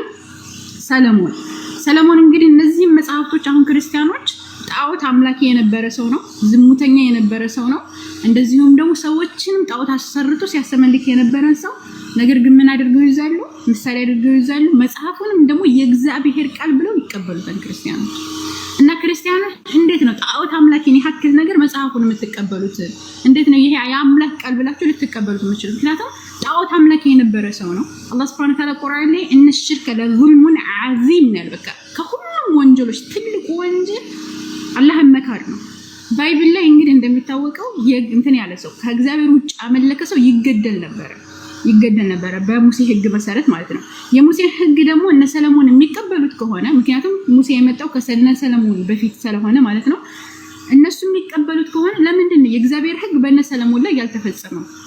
ወይስ ደግሞ የእግዚአብሔር ሕግ በድሆች ላይ ብቻ ነው የሚፈጸመው? ምክንያቱም የገደለ ይገደል የሚለው ከእግዚአብሔር ውጭ አመለከ ይገደል ከተባለ እስራኤላውያን ነው አንድ። ሁለተኛ ደግሞ የሰውዬ ምሳሌ ተደርጎ ሊያዝ የሚችል ሰው ነው። እንዴት ነው ያልተገደለው? የእግዚአብሔር ሕግ በድሆች ላይ ነው የሚፈጸመው፣ በንጉሶች ላይ አይፈጸምም። ለዛ ነው ያላህ መልእክተኛ አለይሂ ሰላቱ ወሰላም ፋቲማ ቢንት ሙሐመድ ልጄ ብትሰርቅ እጇን እቆርጠዋለሁ አሉ። ገባችሁ? ፍትህ የሚባለው ነገር በረሰል ላይ ሰለም ራሱ ቢሰሩ አይሰሩም እንጂ ያኔ ማዕሱም ናቸው ፍጹም ናቸው እንጂ ቢሰሩ ኑሮ በሳቸው ላይ ይፈጸም፣ በልጃቸው ቢሰራ ልጃቸው ላይ ይፈጸማል። ነገር ግን ክርስትና ላይ ንጉሶች ሲሰሩ ምንም ችግር የለውም። ቅድም እንደተባለ ዝሙት ሲሰሩ ችግር የለውም። ሰው ሲገሉ ችግር የለውም። ጣዖት ሲያመልኩ ችግር የለውም። ነገር ግን በድሃው ላይ የእግዚአብሔር ሕግ ይፈጸማል ማለት ነውና ይሄ በጣም አሳዛኝ የሆነ አሳፋሪ የሆነ በነቢያት ላይ የተቀጠፈ ቅጥፈት ነው። ሱለይማን ግን በጥቅሉ አላህ Subhanahu Wa Ta'ala በሱረቱ በቀራ ምዕራፍ 102 ላይ ወማከፈረ ሱለይማን ብሎ ሱለይማን አለይሂ ሰላም ፍጹም የነበረ አላህን የሚያመሰግን እንደውም ያልከፈረ የከፈሩ ሸያጤኖች እንደሆነ በግልጽ አስቀምጧል ማለት ነውና ባይብል በነቢያቶች ላይ የቀጠፈ ቅጥፈት መሆኑ እንደውም እስልምና ይህንን ሊያርም የመጣ ሃይማኖት የነቢያትን በቃ የተገደሉ በጣም መጥፎ ነገር የተጻፈባቸውን ነገር ሊያርምና ሊያስተካክል የመጣ ሃይማኖት ነው እስልምናና ይሄ ነው። አመሰግናለሁ። ጀዛኩሙላሁ ኸይር። ለወጣ ነው። ጀዛኪላሁ ኸይር። ጀዛ በጣም ገራሚ ፖይንት ነው ያነሳሽው። አንድ ሰዓት ተቀጣዩ እንደምን አስቦት ነብይ የተባለ አካል ጣዖት አምላኪ ሲሆን ነብይ ነው። በኦርቶዶክስ ያቻው ማስረጃ ቅርብ ያለው ነብይ ሰለሞን ተብሏል። ነብይ ነው። ነብይ የተባለ ጣዖት አምላኪ ሲሆን ከባድ ነው። አንድ ኮሜንታሪ አለ ሄርኒ ኤንድረስ የኢሊኮት ኮሜንታሪ ማለት እንደዚህ አልተመከተም። ዚስ ፐርሰናል ይሄ ግለሰብ ሰለሞን አለ ቢኬም ኤ ፐብሊክ ወርሺፐር ኦፍ አይዶል አለ። በግልጽ ሁኔታ ጣዖት አምላኪ ሆነ አለ። መጽሐፍ ቅዱስ የጻፈው አካል የኢየሱስ ቅድም ዘር ሆነ አካል እግዚአብሔር ያናገረው አካል ምን ሆነ? የእግዚአብሔር ንጉስ ጣዖት አምላኪ ሆነና አስቡት። አንድ ነብይ ጣዖት ሲያመልክ ማለት ነውና ከባድ ነገር ነው። ወንድም ሳላ ቀጥል። ያ እዚህ ጋር ሐሳብ የለኝም። የአብ ቃል ጋር የተወሰነ ብናወራ የአብ ቃል እንዴት ነህ? ይሰማል? የአብ ቃል የአብ ቃል አሉ ይሰማል? እኔ ይሰማል? ኔትወርኩ መሰለኝ አይሰማም። ድምፅህን ከፍ አድርግና ድምፅህን ከፍ አድርግ። የአብ ቃል ኤርፎን ከሆነ የምትጠቀመው ለጊዜው አውልቀው። ኦኬ እንግዲህ የዛሬው ርዕሳችን መጽሐፍ ቅዱሳዊ ነቢያት ላይ ነውና የመጽሐፍ ያ ትንሽ የሆነ ድምፅህ እንትን ነገር አለውና እስቲ ችግር የለውም።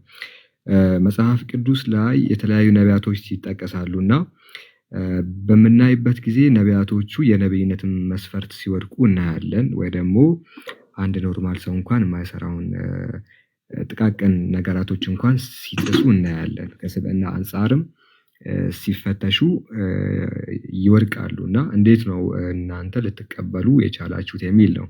ለምሳሌ ዳዊትን ስንወስድ በርካታ ነገራቶችን ሰርተዋል። የሰው ልጅን የአምላክን ፍጥረት ልክ እንደ ልብስ ስፌት ሲተረተራቸው እናያለን እና የሰው ልጅን በመጋዝ በሚተረትርበት ጊዜ መጽሐፍ ቅዱስ በግልጽ ይናገራል እና ይህንን ተግባር እንዴት ነው አምላክ ቁጭ ብሎ ያየው የሚል ነው። ምን ትላለህ እስኪ አንተ?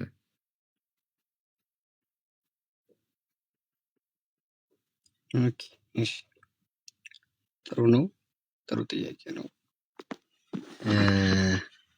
በዚሁ አጋጣሚ ሳልናገር ማለፍ የማልፈልገው ነገር ኢምራን ብዙ ቲክቶክ እንደዚህ ነው ያላይም እና በእርግጥ አንዳንዴ እንደዚህ ሰዎች ይልኩልኛል ጥያቄ ምናምን እንትን ትላለህ መሰለኝ ፕሮፋይል እንትን ቲክታክ ላይ ትሰራለህ እና የምጠይቅበት መንገድ ጥሩ ነው። አንዳንዴ አሁንም የጠየቀኝ መንገድ ጥሩ ስለሆነ መበረታታት ስላለበት ብዬ ነው። ምክንያቱም በኃይልና በእንትን የምናደርገው ነገር ወደፊትም ስለማያዋጣ ማለት ነው።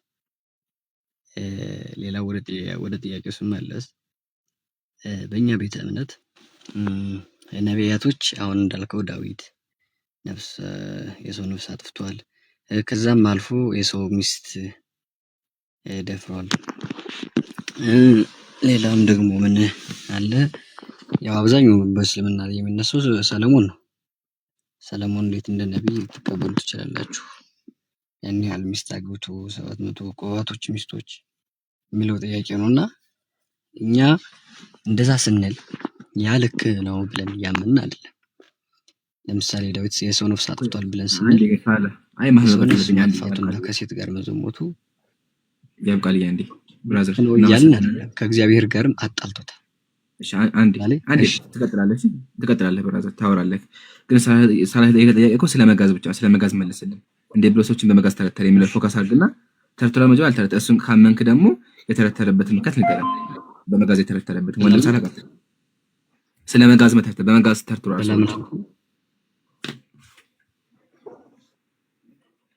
አይሰማም? ያብቃል። ሰዎችን በመጋዝ ተርትሯል ያብቃል። እንዴት ነው የሚተረተረው? ስለመጋዝ ስፔሲፊክሊ የጠየቀው አንድ ጥያቄ አለ። ያንን ፓርት አሰማም ሳላ ድገምለት አልሰማም። ኦኬ አንድ የምሩ መጽሐፍ ቅዱስ ወደዚህ ያዝልኝ። አሁን ላኩልኝና ችግር የለውም። አሁንም ከመጣ ምንም ችግር የለውም እና እዛ ጋር ያለው መጽሐፍ ላይ ያው ኦርቶዶክስ ትመስለኛለህና መጽሐፍ ቅዱስን ስናገላብጥ ካገኘነው ነገራቶች መካከል አንዱ የእግዚአብሔር ነብይ የሆነው የሐዋርያት ሥራ ላይ በግልጽ ነብይነቱ የተመሰከረለት ዳዊትና እንደ አምላክ ልብ የተባለለት ልብ አምላክ እንደ አምላክ ልብ ተብሎ የተገለጸው ታላቁ ነብይ በርካታ መጽሐፍቶችን የጻፈው እንደ መዝሙረ ዳዊት የሱ መጽሐፍ እንደሆነ ይታመናል። ብዙ መጽሐፍቶች ኤኒዌይ ግን ትልቅ መጽሐፍ ነው መዝሙረ ዳዊት በቤተክርስቲያን የሚነበብና ለዚህ መጽሐፍ ደራሲ የሆነው አካል ሰዎችን ልክ እንደ ጨርቅ ይተረትራቸዋል ይላልና እንዴት ነው እግዚአብሔር እንዲህ ያሉ ነገራቶችን ነቢያት ሲፈጽሙ ያያቸው? ሲቀጥል ደግሞ እነዚህ እውነተኛ ነቢያት ከሆኑ መሰል ተግባራትን ሌላው ማህበረሰብ እንኳን የማይሰራው እንዴት ነው እነሱ የሚሰሩት የሚል ነውና ለምንድን ነው ሰውን በመጋዝ የሚተረተረው? የእርሱ ሪዝን ደግሞ ምክንያቱ ምንድነው? እንደ አንድ ሙስሊም ማወቅ የሚፈልገው ነገር ሰውን መግደል ከባድ ኃጢአት እንደሆነ እናምናለን እና በመጋዝ እስከ መተርተር ድረስ ደግሞ በጣም አሰቃቂ የሆነ ግድያ ነው።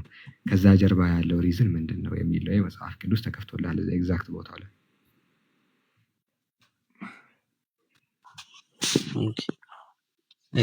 እሺ ቦታው ነው ቦታ ነበር ይቀር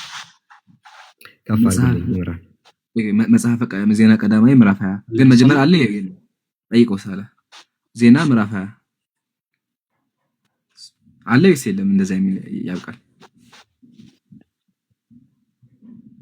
ኦኬ ቆይ አንድ ተጠቅያለሁ ላቀው ይቀር ስለሚችል ያ ኢምሩ ችግር የለውም። ቆይ ላቀው ስለሚችል እኛ እንስጠውና ሪዝኑን ይንገረን እንዳይሻልም አይበል ካልክሽ በቃ ከፍ አድርግለትና ያብ ቃል የሚታይ ከሆነ እዚህ ጋር ነው የሚገኘው።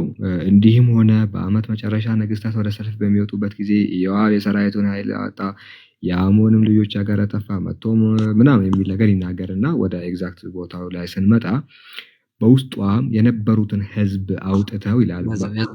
ከተማ ውስጥ ያለውን ህዝብ ያ በውስጧም የነበሩትን ህዝብ አውጥተው በመጋዝ ተረተሯቸው፣ በመጥረቢያም ቆራረጧቸው።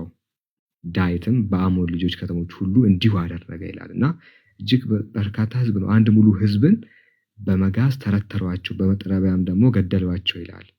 እንዴት ነው እንዲህ ያለ ነገር የሚሰራው? የሰው ልጅ ላይ ምንም ነገር ቢሆን ሰው በዚህ ደረጃ መገደል አለበት ወይ? ከሰውን ደግሞ ነብይ እንዲህ ያለ ነገርን እንዴት ይሰራል? የምርም ይሄን ከሰራ እንዴት ነብይ ሊሆን ይችላል በዚህ ሁሉ ጭካኔ የሚል ነው።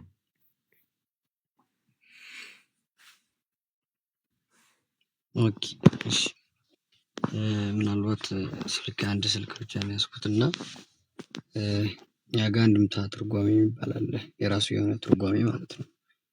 ያን ለማውጣት እየፈለኩ ነበር። እስከዛ እያወራሁ ካወጣልኝ በዛም አልቀጥላለሁ። ግን በአጠቃላይ አንድ ማወቅ ያለባቸው ነገር በእኛ እምነት እንዳልኩህ ከመተርተር ማልፎ ገድሏል ብለናል አይደል?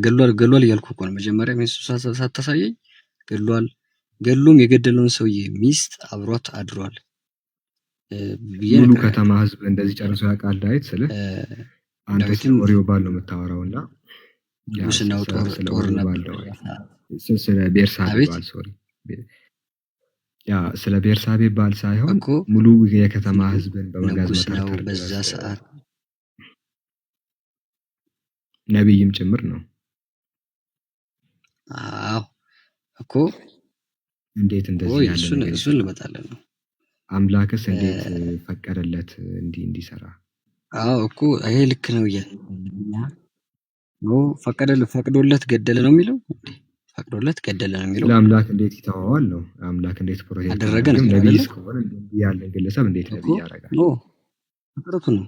እንዲህ ያለን ግለሰብ እንዲህ ተግባር የሚፈጽም ሰው ከልቡ ከተሰጠ ወደ እግዚአብሔር የማይመለስበት ምክንያት ኦኬ ታዲያ ይግደለው ነው ይገደለው ሳይሆን የነብይነትን ማዕረግ በሚሰጥበት ጊዜ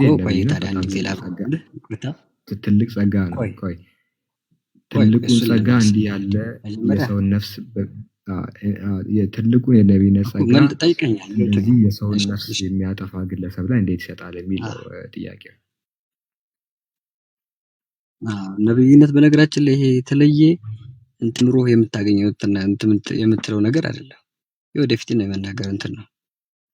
ደረጃ አለው። ከነብይነትና ቅድስና በነገራችን ላይ ይለያያል። በመጀመሪያ አንዴ ልግባ መሀል ላይ በእኛ ደረጃ ያለው አሁን አንዴ ያውቃል ብራዘር አንዴ እሺ መጀመሪያ ምንድን ያልከው ዳዊት ያው ነቢያት ናቸው ሊሰሩ ይችላሉ ነው ያልከው። ችግሩን መሰለ ዳዊት ያደረገው እግዚአብሔር ያዘዘውን ነው። ልስትክ ማስረጃ ሲጀመር በዘመኑ ዳዊት በዘመኑ ሁሉ ዳዊት ማለት ነው እግዚአብሔርን ቃል የፈጸመው። ስለዚህ እግዚአብሔር ያዙት የፈጸመው እንጂ ስተት አለ የሰራው።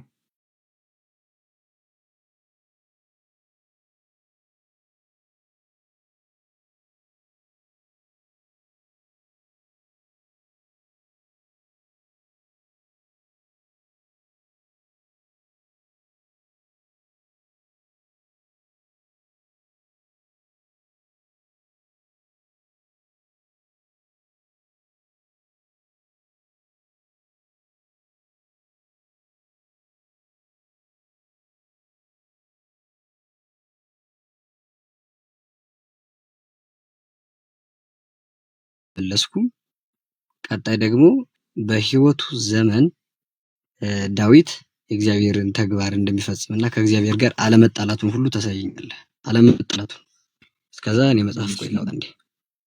እሺ ከእግዚአብሔር ጋር አለመጣላቱን ቀጥል። የቅድሙን አልመለስኩም። ወንድም ሳላ ሐሳብ እሺ ሚውታል። እሺ ወንድም ሳላ መጀመሪያ ምን ስለነሳ ሳላ ሐሳብ አለ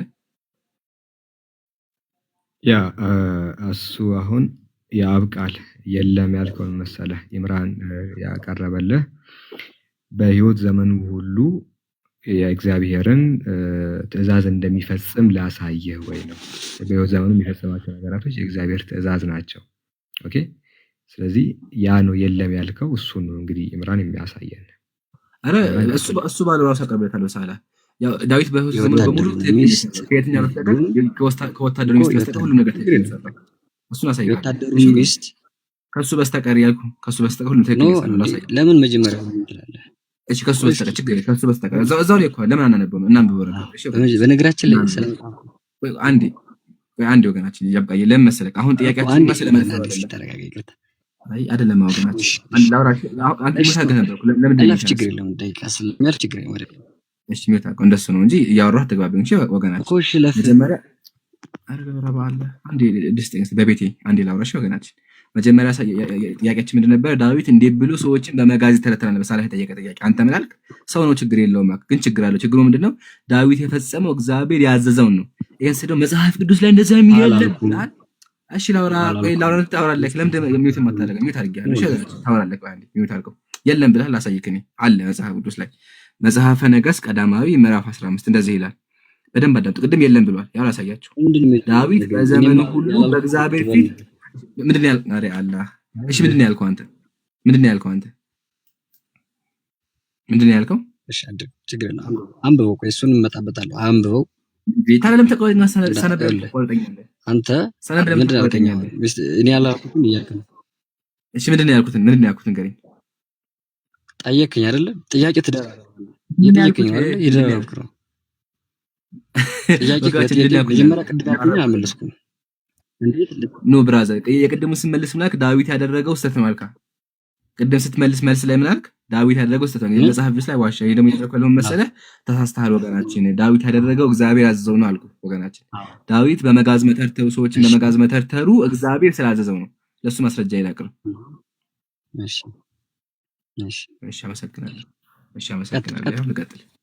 ኮኒ ያልኩት ከዚህ በኋላ ለምናወራው ወሬ እኔ ያልኩትን እንትን አትበለው። እሺ እንደዚህ ብለሃል አትበለኝ። አንተ የራስህን ሐሳብ እሺ ልቀጥል ወገናችን።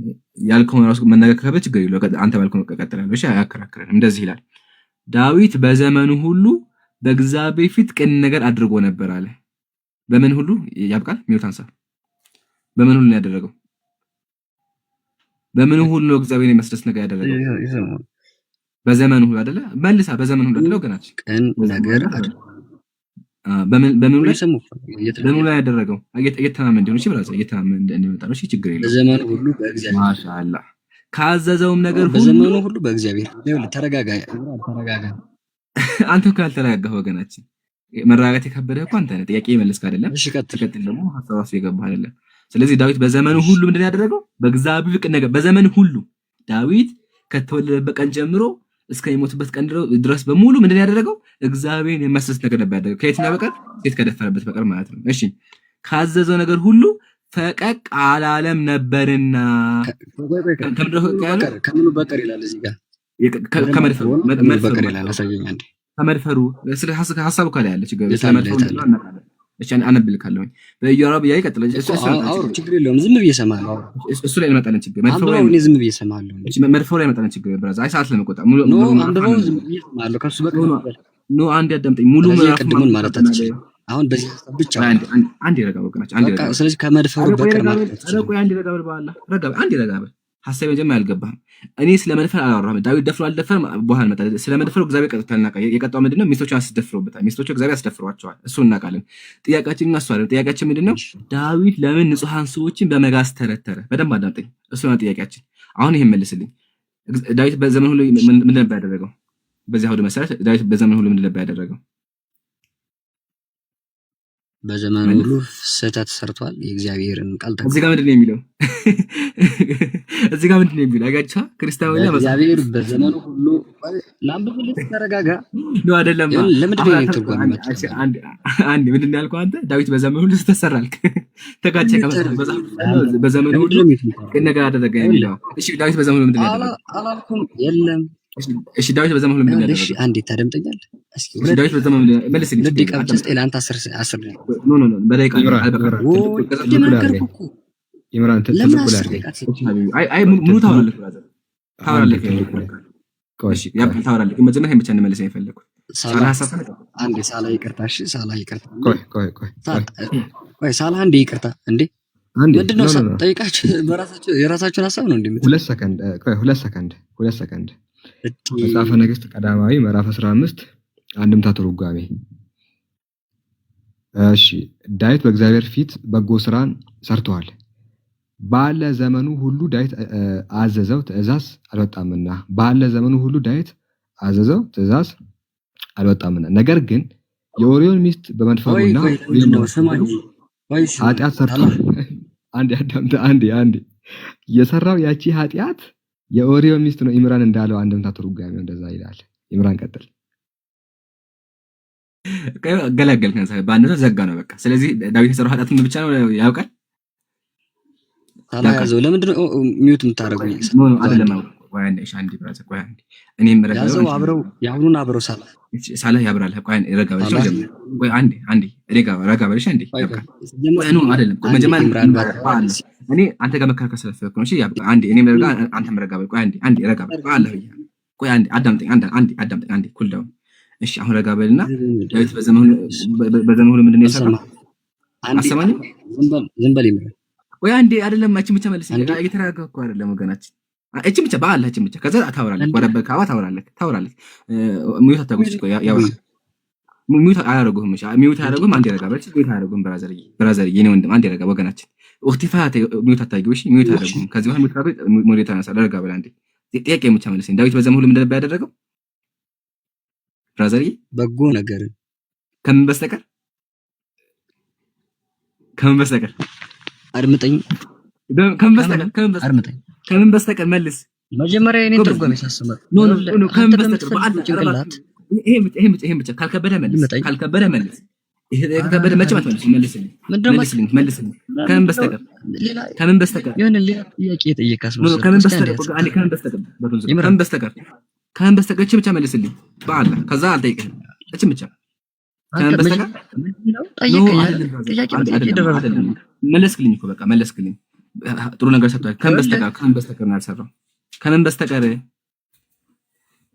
እቺ ብቻ ከዛ አለቀ ውይይቱ አለቀ በቃ ውይይቱ አለቀ ካልፈራህ መልስ እቺ ብቻ ከምን በስተቀር ነው ያልከው ኦኬ ከዛ ልታስወጣኝ ማለት ነው ወላሂ አላወርድክም እያለሁ አላወርድክም ወላሂ ብዬ አላወርድክም ከምን መልስ ወላሂ አላወርድክም አሳየኝ ከምንም አሳየኝ ከምን በስተቀር እኮ አልኩህ ከምን እኔ ጋር እኮ ያለህን ብራዘር አንዴ እኔ ጋር አይደለም አዳም ሚውት አድርጌ እኔ ሚውት እንዳታነሳሽ እንዳዳምጠኝ ሚውት እንዳታማወር ፈልጋለሁ ማለት ነው እኔ ግን ላወርድህ አልፈልግም አንዴ አዳምጠኝ ብራዘር አሁን የጥያቄና ሰዓት መልስ ነው እቺን ብቻ ጥያቄ መልስ ካልከበደህ ነው ዳዊት በዘመን ሁሉ ኃጢአት አልሰራም ብለሃል ከምን በስተቀር ይሄን ብቻ መልስ ከዛ ውይይቱ አልቃ ታወራለህ ከዛ በኋላ የፈለከውን ታወራለህ እቺን ብቻ መልስ እቺን ብቻ ከምን በስተቀር ሳላ ከፍቶልሃል መልስልኝ ወበጅ መልስልኝ እሺ አንዴ እሺ እኮ ዝም በል እሺ እንዴ ሳታወራ አንተ እያወራ እንዲህ ልመልሰው ከማን ጋር ነው የምታወራው በጣም ጥሩ በቃ ዝም ብለሃል እዚህ ጋር ሳላ ያዘው እዚህ ጋር መጽሐፍ እንዳታወጣው አንዴ አንተ ከምን ከኦሪዮን ሚስት በስተቀር ልትል ነው የፈለከው አንተ ወይ መጽሐፉ ምንድነው የሚል እዚህ ጋር ራሱ እንትን ሳላህ እንትን ያቀለመበት ቦታ ምንድነው ያወራህ ያለው ግን እየገባህ ነው ያለው ወይስ ምንድነው የሚለው ነገር ግን የአሪዮን ሚስት በመድፈሩና ቆይ እስኪ አንዴ ተረጋጋ ነገር ግን የአሪዮን ሚስት በመድፈሩና አሪዮስን በማስገደሉ ኃጢአት ሰርቷል ከአሪዮን ሚስት በስተቀር የሚላል እስኪ ያሳይ ግዕዝ እንኳን ባይቱ ነገር አሪዮን የሚለው ስለ አሪዮን ሚስት ነው እያወራ ያለው እዚህ ጋር በቃ አሪዮን ሚስት በስተቀር የሚል አለው ያሳየኝ እዚህ ጋር አንዴ ረጋ አለ መጀመሪያ በደንብ አንድ የኔ ጥያቄ ብቻ ነው አሁን ደግሞ ላውራሽ አንዴ ሲጀመር በመጀመሪያ ላውራሽ ማድመጥ ሳትችል ላውራ መጀመሪያ አዳምጠኝ እስቲ እኔ እኮ አዳምጠኝ እኔ ደግሞ አዳምጠኝ ደግሞ አይያችሁ ከዛ እንደዚህ ከብዳቸው ረጋ ብለህ አዳምጠኝ ቅድም ነበር ሰንታችሁ ከሆነ ዳዊት ሰውን በመጋዝ መተርተሩ ኃጢአት ነበር ዳዊት ኃጢአት ሰርቷል አለ ከዛ በኋላ አይ ዳዊት ኃጢአት አልሰራም በመጋዝ መተርተሩ እግዚአብሔር አዘውታ በየማስረጃ ሰቀብለት ምን አለ አልቀበልም አለ። ቃል በቃል የኦሪዮ ሚስት የሚል አምጣልኝ ሳላከፍተው አሳየው። ምን የሚል አሳየው? ከኦሪዮ ሚስት ጋር መተኛቱ ኃጢአት እንደሆነ አሳየው። ስለዚህ ጥያቄ መልስልኝ። ቅድም ብለኸኛል ዳዊት በሙሉ በህይወቱ ዘመኑ ኃጢአት አልሰራም ብለኸኛል፣ አምናሃል። ግን ከምን በስተቀር የምትለው መልስልኝ። ከምን በስተቀር ነው ኃጢአት አልሰራም አላልኩም ብለካ ወረበልካ ሰው ገድሏል እያልኩ እንዴት ኃጢአት አልሰራም ያለው? አንተ ሰው ነገር እግዚአብሔር ነው ያዘዘው። እግዚአብሔር ነው ያዘዘው። መጽሐፍ ቅዱስ እግዚአብሔር ነው ያዘዘው ይልሃል። እግዚአብሔር ነው ግደል ያለው። ስለዚህ ኃጢአት ይባያችን። አሁን ይሄ መልስልኝ። አንድ ጥያቄ ከዛ ይበቃናል። በመጽሐፉ ኮንቴክስት መሰረት ዳዊት ስንት ኃጢአት የሰራው? አሁን ሳላህ በከፈተልህ ነገር ግን ብሎ ምን ያስቀመጠው መልስልኝ። ከዛ አንተ ደግሞ ታወራለህ። ግን መጀመሪያ መልስልኝ፣ አለበለዚያ ላወርድህ ነው ብራዘር። ከዚህ በላይ ሰዓት አንፈጅም። መልስልኝ፣ ከዛ ታወራለህ። ይኸውልህ በራስህ እየፈሰስክ ኖ ብራዘር፣ ከዚህ በኋላ ሰዓት አናበቅም። እሺ ብራዘር፣ ሰዓት አናበቅም። መጽሐፉን ማመን አለብህ። መጽሐፍ እየካክ መጽሐፉን እመንና ትቀጥላለህ። አለበለዚያ አወርድካለሁ። እሺ ብራዘር፣ እሺ ጥያቄው ከዛ 5 ደቂቃ ሰጠህ። 5 ደቂቃ ታወራለህ። 5 ደቂቃ ታወራለህ። ግን ጥያቄውን መልስልኝ። እሺ ጥያቄውን መልስልኝ። በደቂቃ እሺ አልኩህ። እስኪ አንዴ ዝም በል። ጥያቄውን መልስ። ሌላ ወሬ ታወራለህ። ሌላ ወሬ ታወራለህ። እሺ ጥያቄውን መልስ። ደቂቃ እናሲዝ። ከዚህ በኋላ ማውራት አልችልም። ደቂቃ ይያዝ። አንተ ከፈለክ ከ10 ደቂቃ ማውራት ትችላለህ። የኔን ብቻ መጀመሪያ ጥያቄውን መልስ ኢላሂ። ከዛ 5 ደቂቃ ትወስዳለህ። መጀመሪያ ጥያቄውን መልስ። ለምንድን ነው የሚከብዳችሁ? አይሰማህም የማወራው? ጥያቄውን መልስና ከዛ 5 ደቂቃ 10 ደቂቃ 10 ደቂቃ መጨረሻ 10 ደቂቃ ወሰደ። ከዛ በኋላ 10 ደቂቃ ሰጣለሁ። ጥያቄውን መልስልኝና 10 ደቂቃ አያቸው እንዴት እንደሚከብዳቸው ያላ አፋቸው ራሱ ይያያዛል። በጣም ያሳዝናል። 10 ደቂቃ ሰጠ። ግን ጥያቄውን ምንም የሚያዝ ነገር እሺ፣ ጥያቄውን መልስልኝ።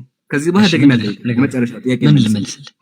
እሺ፣ ዳዊት በዘመኑ ኃጢአት አልሰራም ብለህ ከመናከኝ ከዛ በኋላ 10 ደቂቃ ከዛ በኋላ ስንት ደቂቃ ትሰጠኛለህ? 10 ደቂቃ እሺ ትሰጠኛለህ። ከመለስኩ በኋላ ዝም ትላለህ።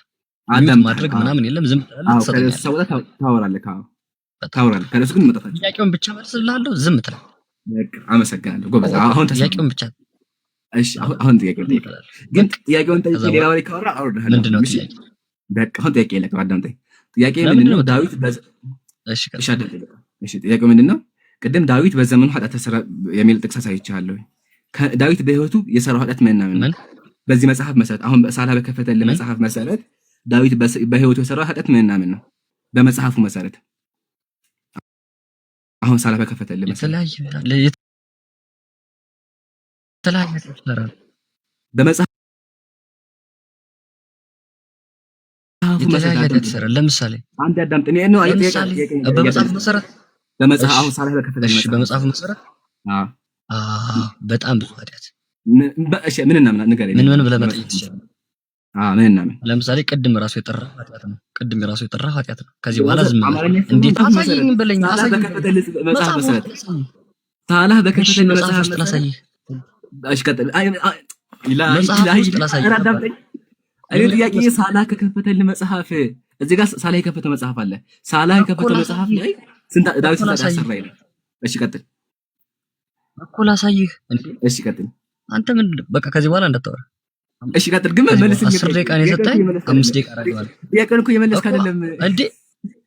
ጥያቄውን አልመለስክም። ኃጢአት ነው የሰራልኩ እኮ ወላሂ። እኔ በመጽሐፉ ጥያቄ በመጽሐፉ መሰረት ኢላሂ አንድ አዳምጠኝ። ከዛ መጽሐፉ ላሳይህ። እሺ፣ አሳይኝ። ዝም በለኝ። አሳይኝ ሳላህ ከከፈተው መጽሐፍ ቀጥል። 5 ደቂቃ ሰጠኛ። ምንም ማውራት አትችልም። አሳይኛ። መጀመሪያ ምንም ማውራት አትችልም። 10 ደቂቃ እኮ 10 ደቂቃ ነው የሰጠኝ።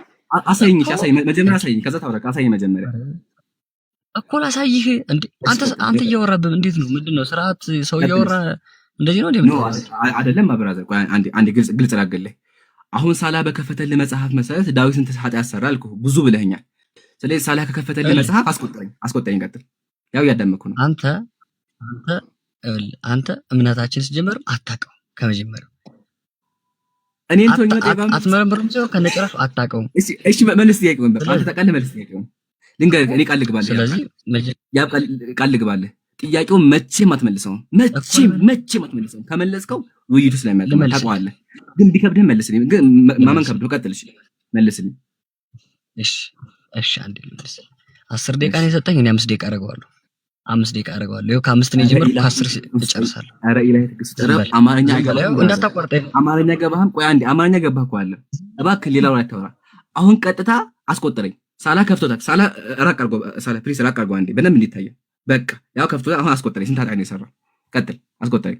እሺ እኮ ዝም በል ላሳይህ። ያው ዝም አላወራም፣ ወላሂ አላወራም። ልማልልህ ያብቃል። ወላሂ አላወራም። ምን ካረክልኝ? ካስቆጠርከኝ። ስለዚህ አሁን ሳላ ከፍቶታል። ካሜራውን አስቆጠረኝ። ስንት አጣኝ ነው የሰራው? ቀጥል። ዝም በል አስቆጠር። በቃ ከዚህ በኋላ አታወራ። ዝም በል። አንደኛ በመጋዝ ያስጨፈጨፈ የት ነው እዚህ ጋር በመጋዝ አስጨፈጨፈ የሚለው? የት ነው እዚህ ጋር በመጋዝ አስጨፈጨፈ እንዴ? ቆይ ላውጣልህ። የትኛው መስመር ላይ እንደዛ የሚለው? የት አልክ አይደል? ያው ሳላ እኮ የት እያለ ነው። በነገራችን ላይ ከሳላ ጋር ባወራ ደስ ይለኛል። መሸሽ የለም መጀመሪያ ያለች ነው። መሸሽ የሚባል ነገር የለም ብራዘር። መልስ። የትኛው ቦታ ነው በመጋዝ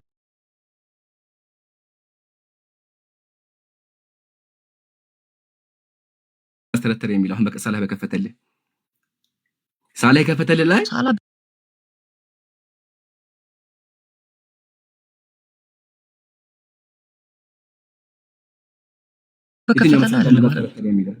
ጥያቄ ሳላ የከፈተልህ ላይ ነው። አይሰማህም እንዴ?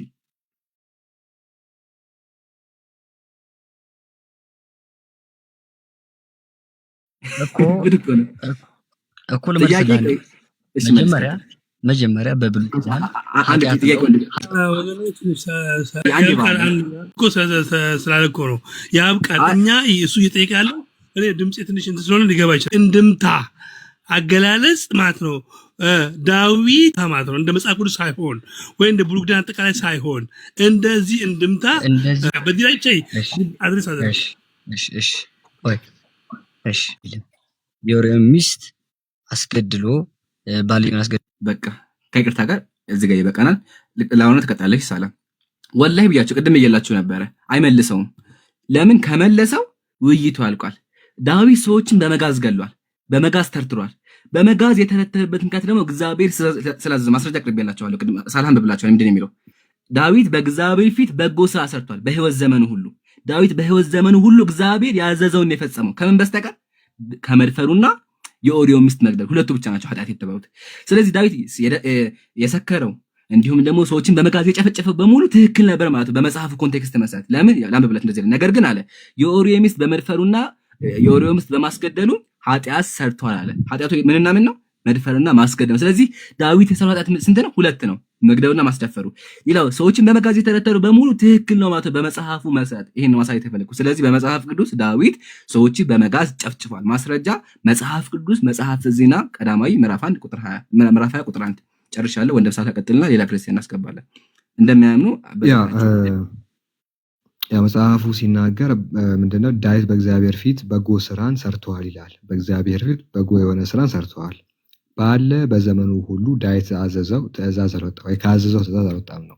ኦኬ ባለ ዘመኑ ሁሉ ዳዊት ከታዘዘው ትእዛዝ አልወጣም ካለ በኋላ ነገር ግን ይላል ነገር ግን የኦሪዮን ሚስት በመድፈሩና ኦሪዮን በማስገደሉ ኃጢአት ሰርቷል ይላል። ይሄንን ያወጣዋል። ኦኬ ሁለቱን ክስተቶች ያወጣውና ምንም ያህል በእግዚአብሔር ፊት ከእግዚአብሔር ትእዛዝ ባይወጣም አለ ከትእዛዙ ባይወጣም ነገር ግን የኦሪዮን ሚስት በመድፈሩና የኦሪዮን ባል በማስገደሉ ግን ኃጢአትን ሰርቷል ይላል። ከዛ ውጪ ግን ዳዊት ባለ በዘመኑ ሁሉ ከእግዚአብሔር ትእዛዝ ምን አልሆነም? አልወጣም። እያንዳንዱ ተግባሩ እያንዳንዱ ስራው የእግዚአብሔርን ትእዛዝ መፈጸም ነበር። ከነዚህ በቀር በመድፈሩና በማስገደሉ ከነዚህ ሁለት ኃጢአቶች በስተቀር እግዚአብሔርን በመልካም ሲያገለግል እንደነበረ እንግዲህ መጽሐፉ ይላል። ስለዚህ አጠቃላይ የዳዊት ስራ የእግዚአብሔር ትእዛዝ መሆኑን ከዚህ ልንረዳ እንችላለን። ኦኬ half God half human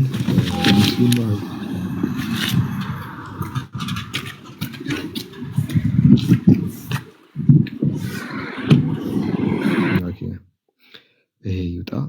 ቀጣይ ክርስቲያን እስኪ ሁላችሁም ታብ ኮፒ ሊንክ አድርጉ። ባረከላሁ ፊኩም። ሌላ ክርስቲያን መልስ መመለስ የሚችል አሁን ያነሳናቸውን ፖይንቶች እንግዲህ መልስ አለኝ መልስ መስጠት እችላለሁ የሚል ክርስቲያን ካለ ገስት መላክ ይችላል።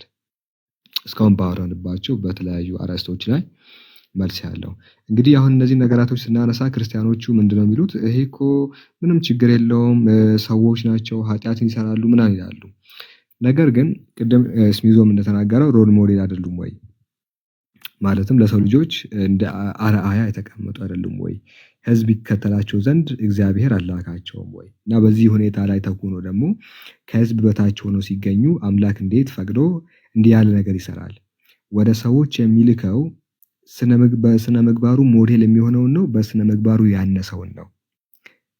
አንድ ኢቨን በዓለማዊ ነገራቶች እንኳን የሆነ አንድ መንግስት የሆነ አካል ሲመርጠው ከዛ ከማህበረሰቡ የሚሻል ነገር ነው። ለምሳሌ ህግን የሚያከብር ምናምን ነው የሚመርጠው አይደለ?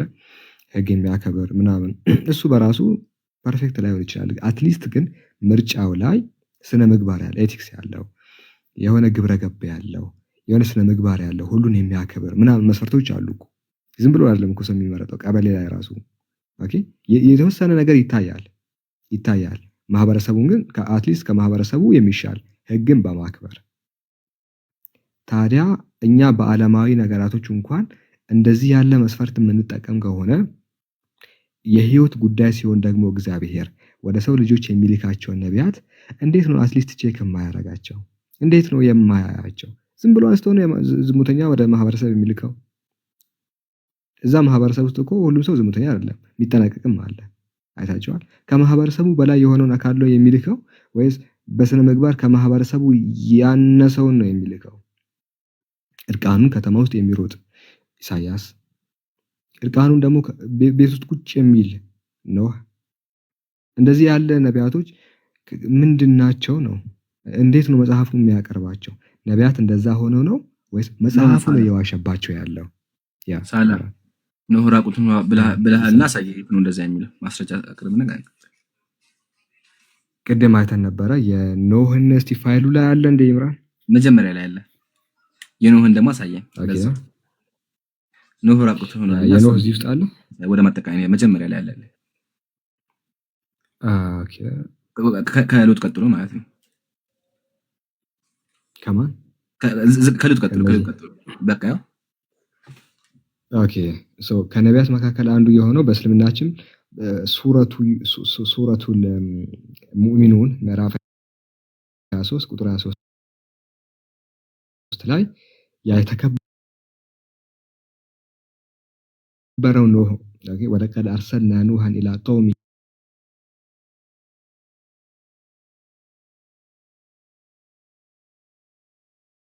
ምዕራፍ 23 ሱረቱል ሙእሚኑን ቁጥር 23 ላይ ወለቀድ አርሰልና ኑሃን ኢላ ቀውሚሂ ፈቃለ ያ ቀውሚ ዕቡዱላህ ማ ለኩም ሚን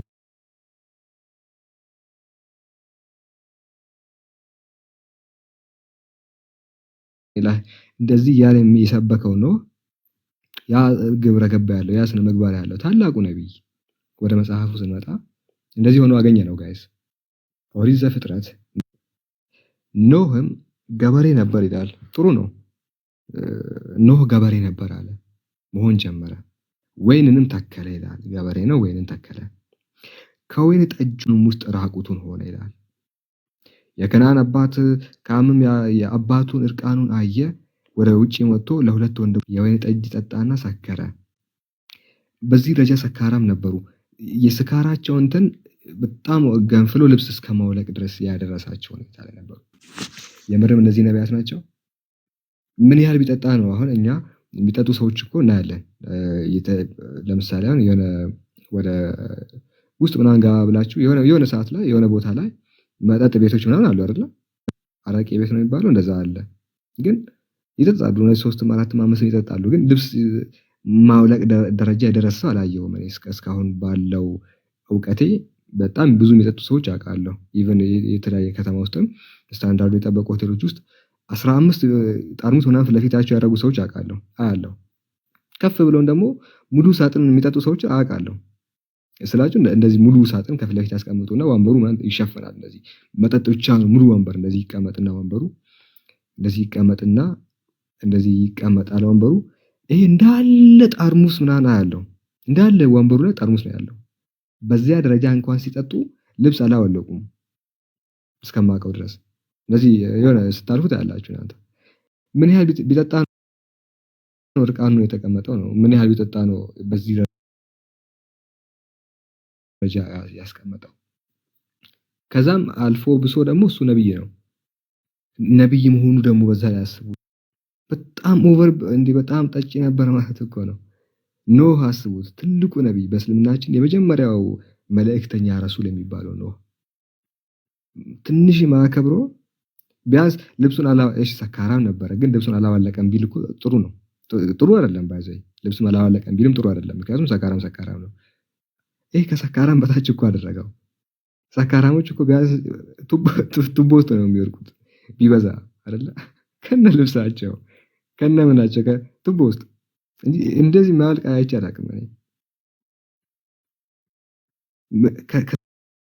ከሰካራም በታች ያደርገዋል ትልቁ ነብይ ከሰከሰከው ሰካራም ከዛ አሳንሶ ማለት ነውና በጣም ነው የሚያሳዝነው። ኤኒዌይ መጽሐፉን አንቀበልም። ነቢያቶቹ እንደዛ ሆኖ ነው አይደለም፣ መጽሐፉ ዋሽቶባቸዋል። ስለዋሸባቸው አንቀበልም። እሺ ይሄን ይመስላል። እስቲ ክርስቲያኖች ካላችሁ ከእናንተ ጋር ልናወራችሁ ወደ ሰላም በውስጥ ቴክስት አድርጌልሃለሁ። በጣም ባይዘው የስካውን ፖይንቶች በጣም ወሳኝ ፖይንቶች ናቸው እና ኢንሻአላህ ሁላችሁም በደንብ ተጠቅማችሁባቸው ያስባለሁ። አሁንም ሐሳብ ያለው ካለ ወይም ደግሞ እስካሁን የተወራ ጥያቄ አለኝ የሚል ካለ ሙስሊም ወንድሞቼ እንዲሁም ክርስቲያን ወገኖቻችን ቤታችን ክፍት ነው። ሙስሊም ወንድሞቻችንም እንደዚሁ እስካሁን ያወራነው ላይ ሐሳብ ማስተያየትም ካላችሁ አስተያየት በኋላ ኢንሻአላህ ሐሳብ ካላችሁ ክፍት ነው። አሁን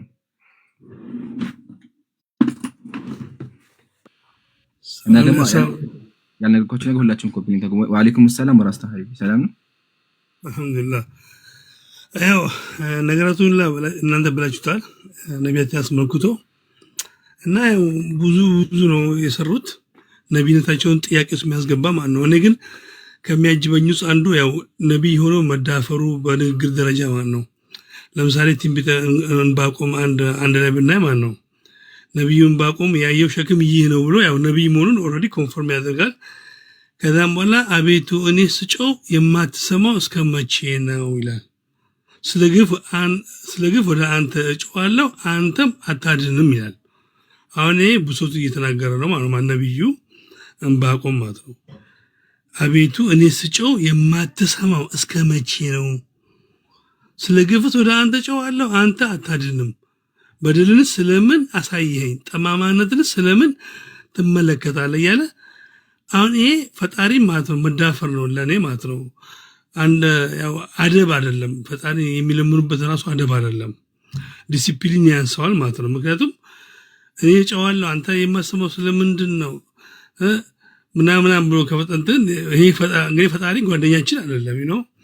እንኳን ሌላው ቀርቶ አንድ ሰው ያጠፋንበት ሰው ወይ የሆነ ነገር ጥቅም የምንፈልገው ሰው ራሱ ማለት ነው ያው ትንሽ ራሳችን ዝቅ አድርገን መተናነስ ምናምን የሚባል ነገር አሳይተን ነው። ሌላው ደግሞ ማለት ነው ነህምያ 13 ላይ ያለው ነህምያ ያው እርግጥ ነው እሱ አይሁድ ንጉስ ነው። ነገር ግን ይሄን ነህምያ መጽሐፍ እሱ ነው የጻፈው እንደ አይሁዶች ስኮላር ማለት ነው እሱ የጻፈው። እናም እዚህ መጽሐፉ ላይ ማለት ነው ዘረኝነት ነው የሚታየው፣ ዘረኝነት ይታይበታል በጣም በሚገርም ሁኔታ ማለት ነው። እሱ ምንድነው ለምሳሌ ነህምያ ምዕራፍ 13 ከ13 ስናነብ ማለት ነው ነህምያ በዚያ ወራት ማለት ነው የአዛጦንና የአሞንን የሞዓብንም ሴቶች ያገቡትን አይሁድ አየሁ አለ። የሚያየው እሱ ነው። ከደሞ ይሄ ምንድነው ባጭሩ አይሁዶች ማለት ነው ሌሎችን አይሁድ ያሉትን አግብተው ልጅ ይወልዳሉ። ይሄን አየሁ አለ። ከዛ ከልጆቻቸው እኩሌቶች አለ በአዛጦ ቋንቋ ይናገሩ ነበር አለ። ማለትም ከአይሁድ ውጭ የተወለዱት ማለት ነው አይሁድ ሌሎችን አግብተው የወለዷቸው ልጆች ማለት ነው በራሳቸው ቋንቋ ከአይሁድ ውጭ የሆነ ቋንቋ ማለት ሲናገሩ አየሁ አለ፣ ይናገሩ ነበር አለ። በአይሁድም ቋንቋ መናገር አያውቁም ነበር። አይሁድም ቋንቋ ማለት ነው ጭራሽ ነው አያውቁም ነበር አለ። እነዚህ አባታቸው አይሁድ ነው፣ እናቶቻቸው ግን ከአይሁድ ውጭ ናቸው። ይሄን አየሁ። ከዛ ከእነሱም ጋር ተከራከርኩ ረገምኳቸውም ከነሱም አያሌዎቹም ማነው መታው ጠጉራቸውንም ነጮቻቸውን ማነው ለወንዶቻቸውንም እንደው ከዛም በኋላ ያመጣው ግን አንድ ተቀባይነት ያለው ሪዝን አለ። ያው እንደ ሰለሞን ያጠማቸው ምናምን የሚል ነገር ግን የኔ ፖይንት ምንድነው አንድ ነህምያ እሱ የጻፈው ያው መጽሐፍ ቅዱስ እንግዲህ የጻፈው አካል መንፈስ ቅዱስ ያው ቀርቦት ነው ይሄ የታወቀ ነው። ክርስቲያኖችም እንደዛ ነው የሚያምኑት። ግን እዚህ ጋር ማለት ነው አሁን እሱ ካናደደው አንዱ ምንድነው ሲባል ቋንቋ ሌላ ቋንቋ ይናገሩ ነበር አለ የአይሁድ ቋንቋ እነዛ ልጆች ማለት ነው የአይሁድ ቋንቋ ማለት ነው ሳይችሉ ቀርቶ ሌላ የእናታቸውን ቋንቋ ይናገሩ ነበር። ከዛም በኋላ ይሄን አበሳጨው ነው ከነሱ ጋር ተከራከረና ረገማቸው። ሌሎችን መታ ፀጉራቸውንም እንደዚህ ነጨው አለ። አሁን እዚህ ጋር ጥያቄና ምንድነው የተፈለገው ምን ፈለግ ከተባለ እንዴት ነው ይሄንን አይነት ዘረኝነት ያለውን አመለካከት ያለውን ግለሰብ መንፈስ ቅዱስ ለዛም ዘረኝነቱን በማሞገስ ደረጃ ነው ያደረገ ማቀርቡና ማጻፉ እንዴት ነው ይሄ ነው የኔ ጥያቄ። በተረፈ ብዙ የዘረኝነት እንትን አለ ያው በተለይ ብሉይ ኪዳን ላይ ማለት ነው እና ከዚህ አንገል ነው ጀዛኩሙላህ ኸይር ቀጥሉ። ወያከ ሀቢብ ጀዛከላ ገራሚ ፖይንቶች አብሶ የመጀመሪያ በጣም መታየት የነበረበት ጀዛከላ። በርጠሚውስ ካለ ሳላሃው በርጠሚውስ አለ በርጠሚውስ አሉ ይሰማል? ኦኬ አውርዱት በቃ ኢንሻአላህ። የማይሰማ ኮታችን ነው ያለን ወንድም ሰላም ተቃለው በቃ ኢንሻአላህ። ሰላም አለይኩም ባርጠሚውስ ወአለይኩም ሰላም ወራህመቱላሂ ወበረካቱ። አንድ ጥያቄ ነበርኝና እኔ ከሰለምኩ ቅርብ ጊዜ ነውና ኦኬ አንድ ጓደኛዬም ጠይቆኝ ትንሽ ኮንፊውዝ ሆንኩበት ጥያቄ ነበርኝና እሱን ልጠይቃችሁ ነበር። ኦኬ እሺ ጠይቅና በአንተ ጥያቄ እንዘጋዋለን ኢንሻአላህ ሰዓትም ስለሄደብን ጠይቅ። ያ ከነብያችን መሐመድ ሰለላሁ ዐለይሂ ወሰለም በፊት እስልምና ነበር አይደል? ያ ማለት በምን አይነት መንገድ ነበር እስልምና የመጣው? ከታሪክ ምናምን ነገር እንደምንረዳው ያንን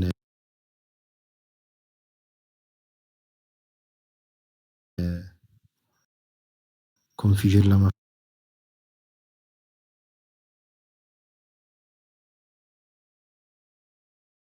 ነበር አይደለ? ሰው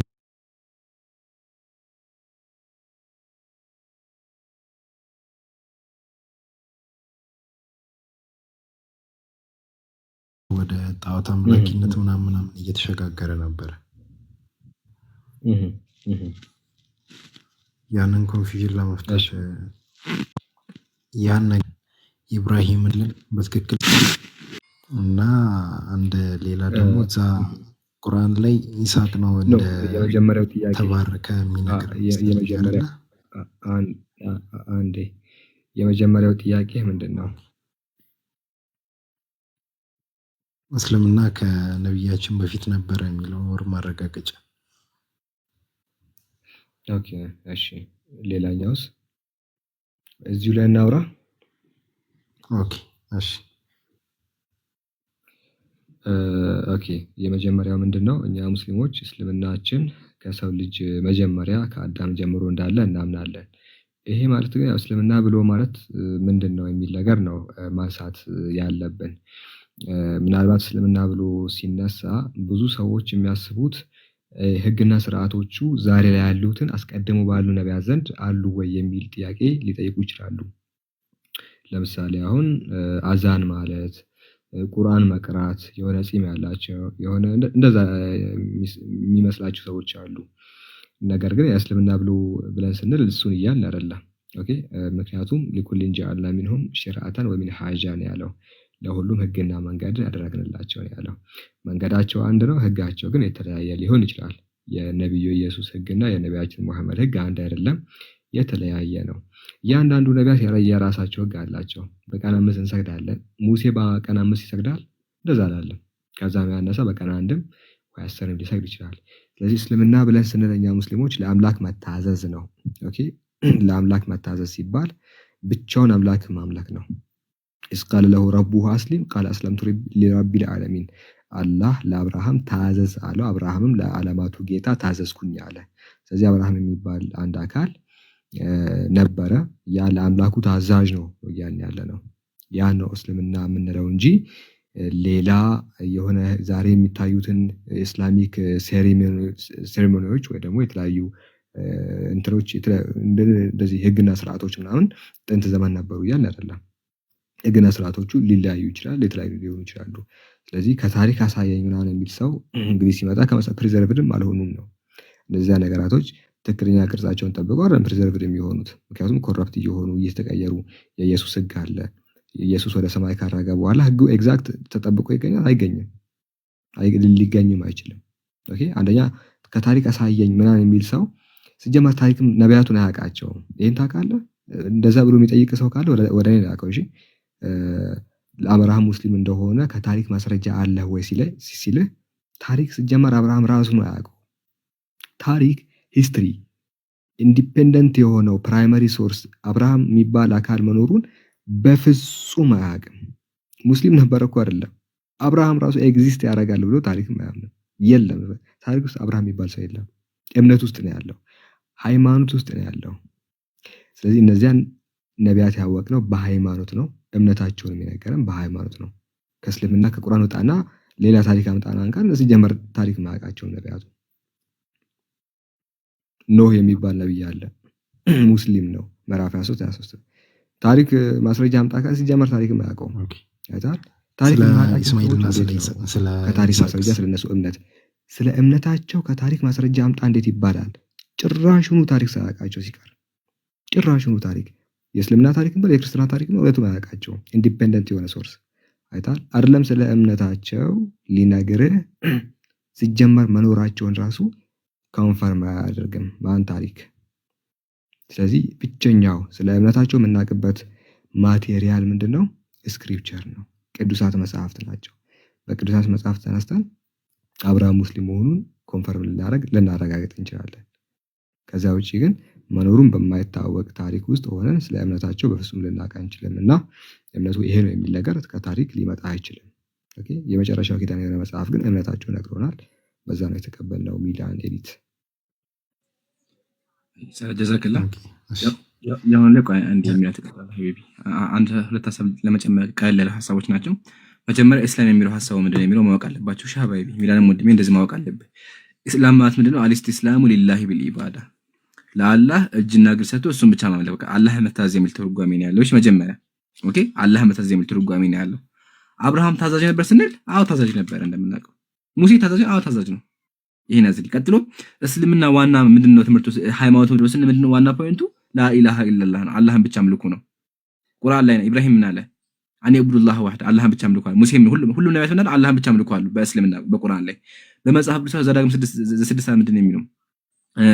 እስራኤል ሆይ አምላካችን ያህዌ አንድ አምላክ ነው አለ። አምላካችን ነው አንድ አምላክ። መጽሐፍ ቅዱስ ላይ ኢየሱስ ምንድነው ያለው?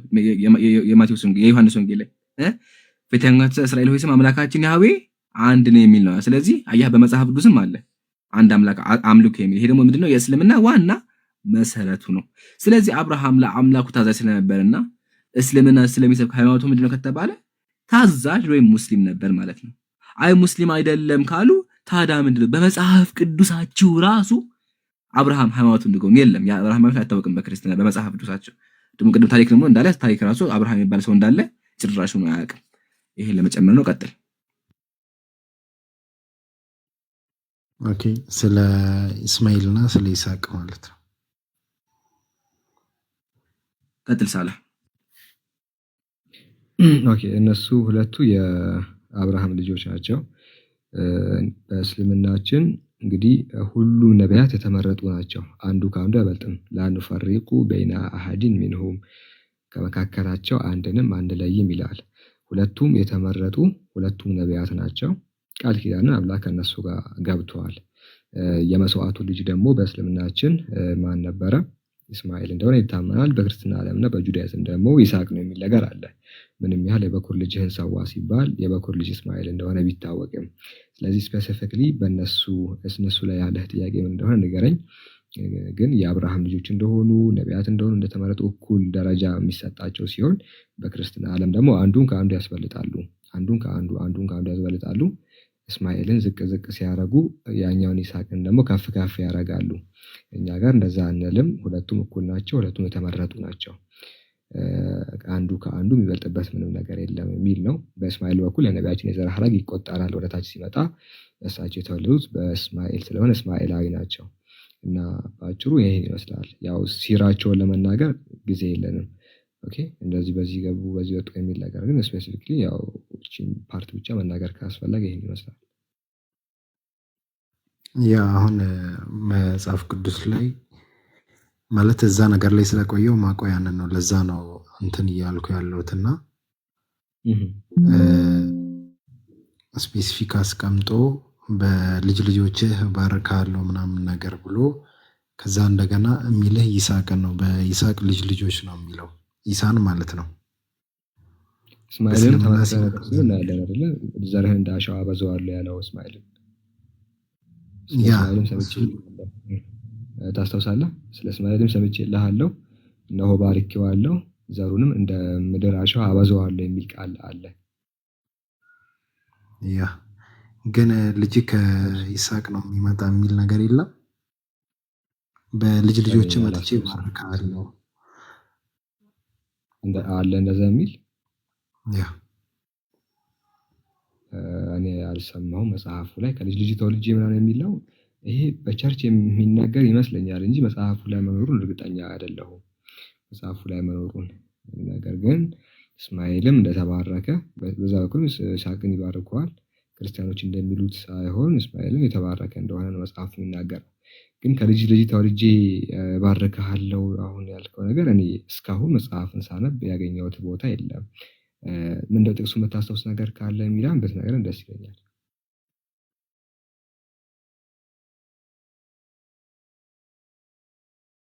ከአዳም ጋር በተገናኘ ነው።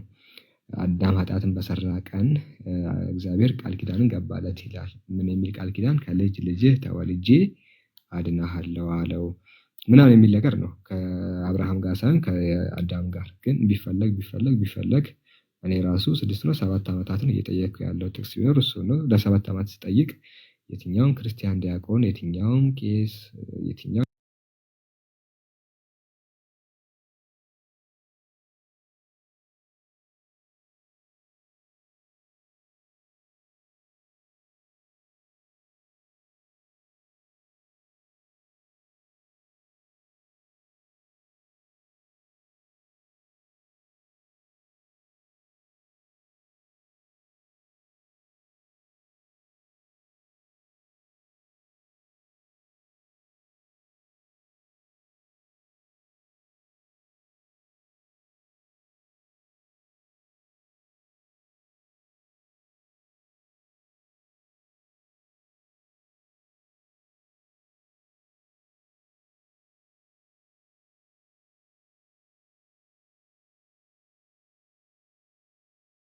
አይሰማም።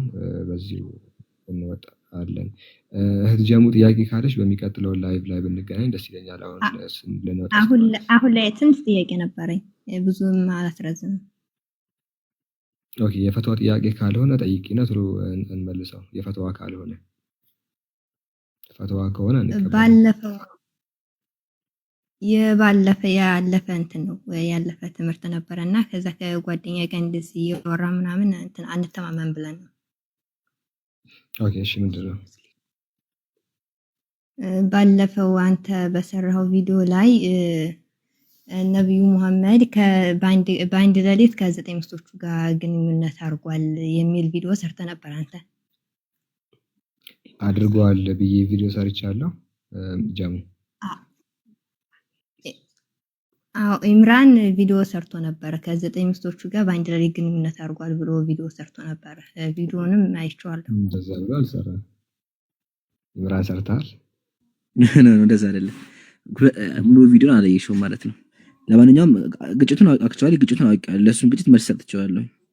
እናሰማሽ ወይስ ደግሞ ቪዲዮን ተቆመሽ?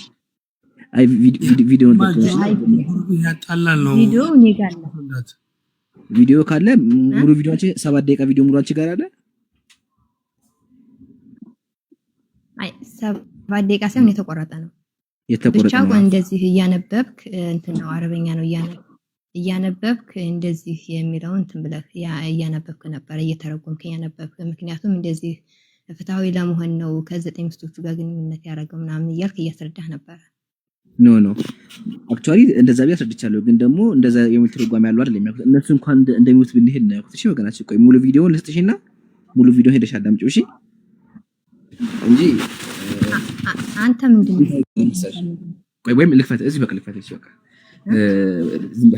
ሐሳቡን ላሰማሽና ከዛ ሄደሽ ደግሞ አንቺ ሙሉውን ታዳምጪዋለሽ ሰዓት ለመቆጠብ።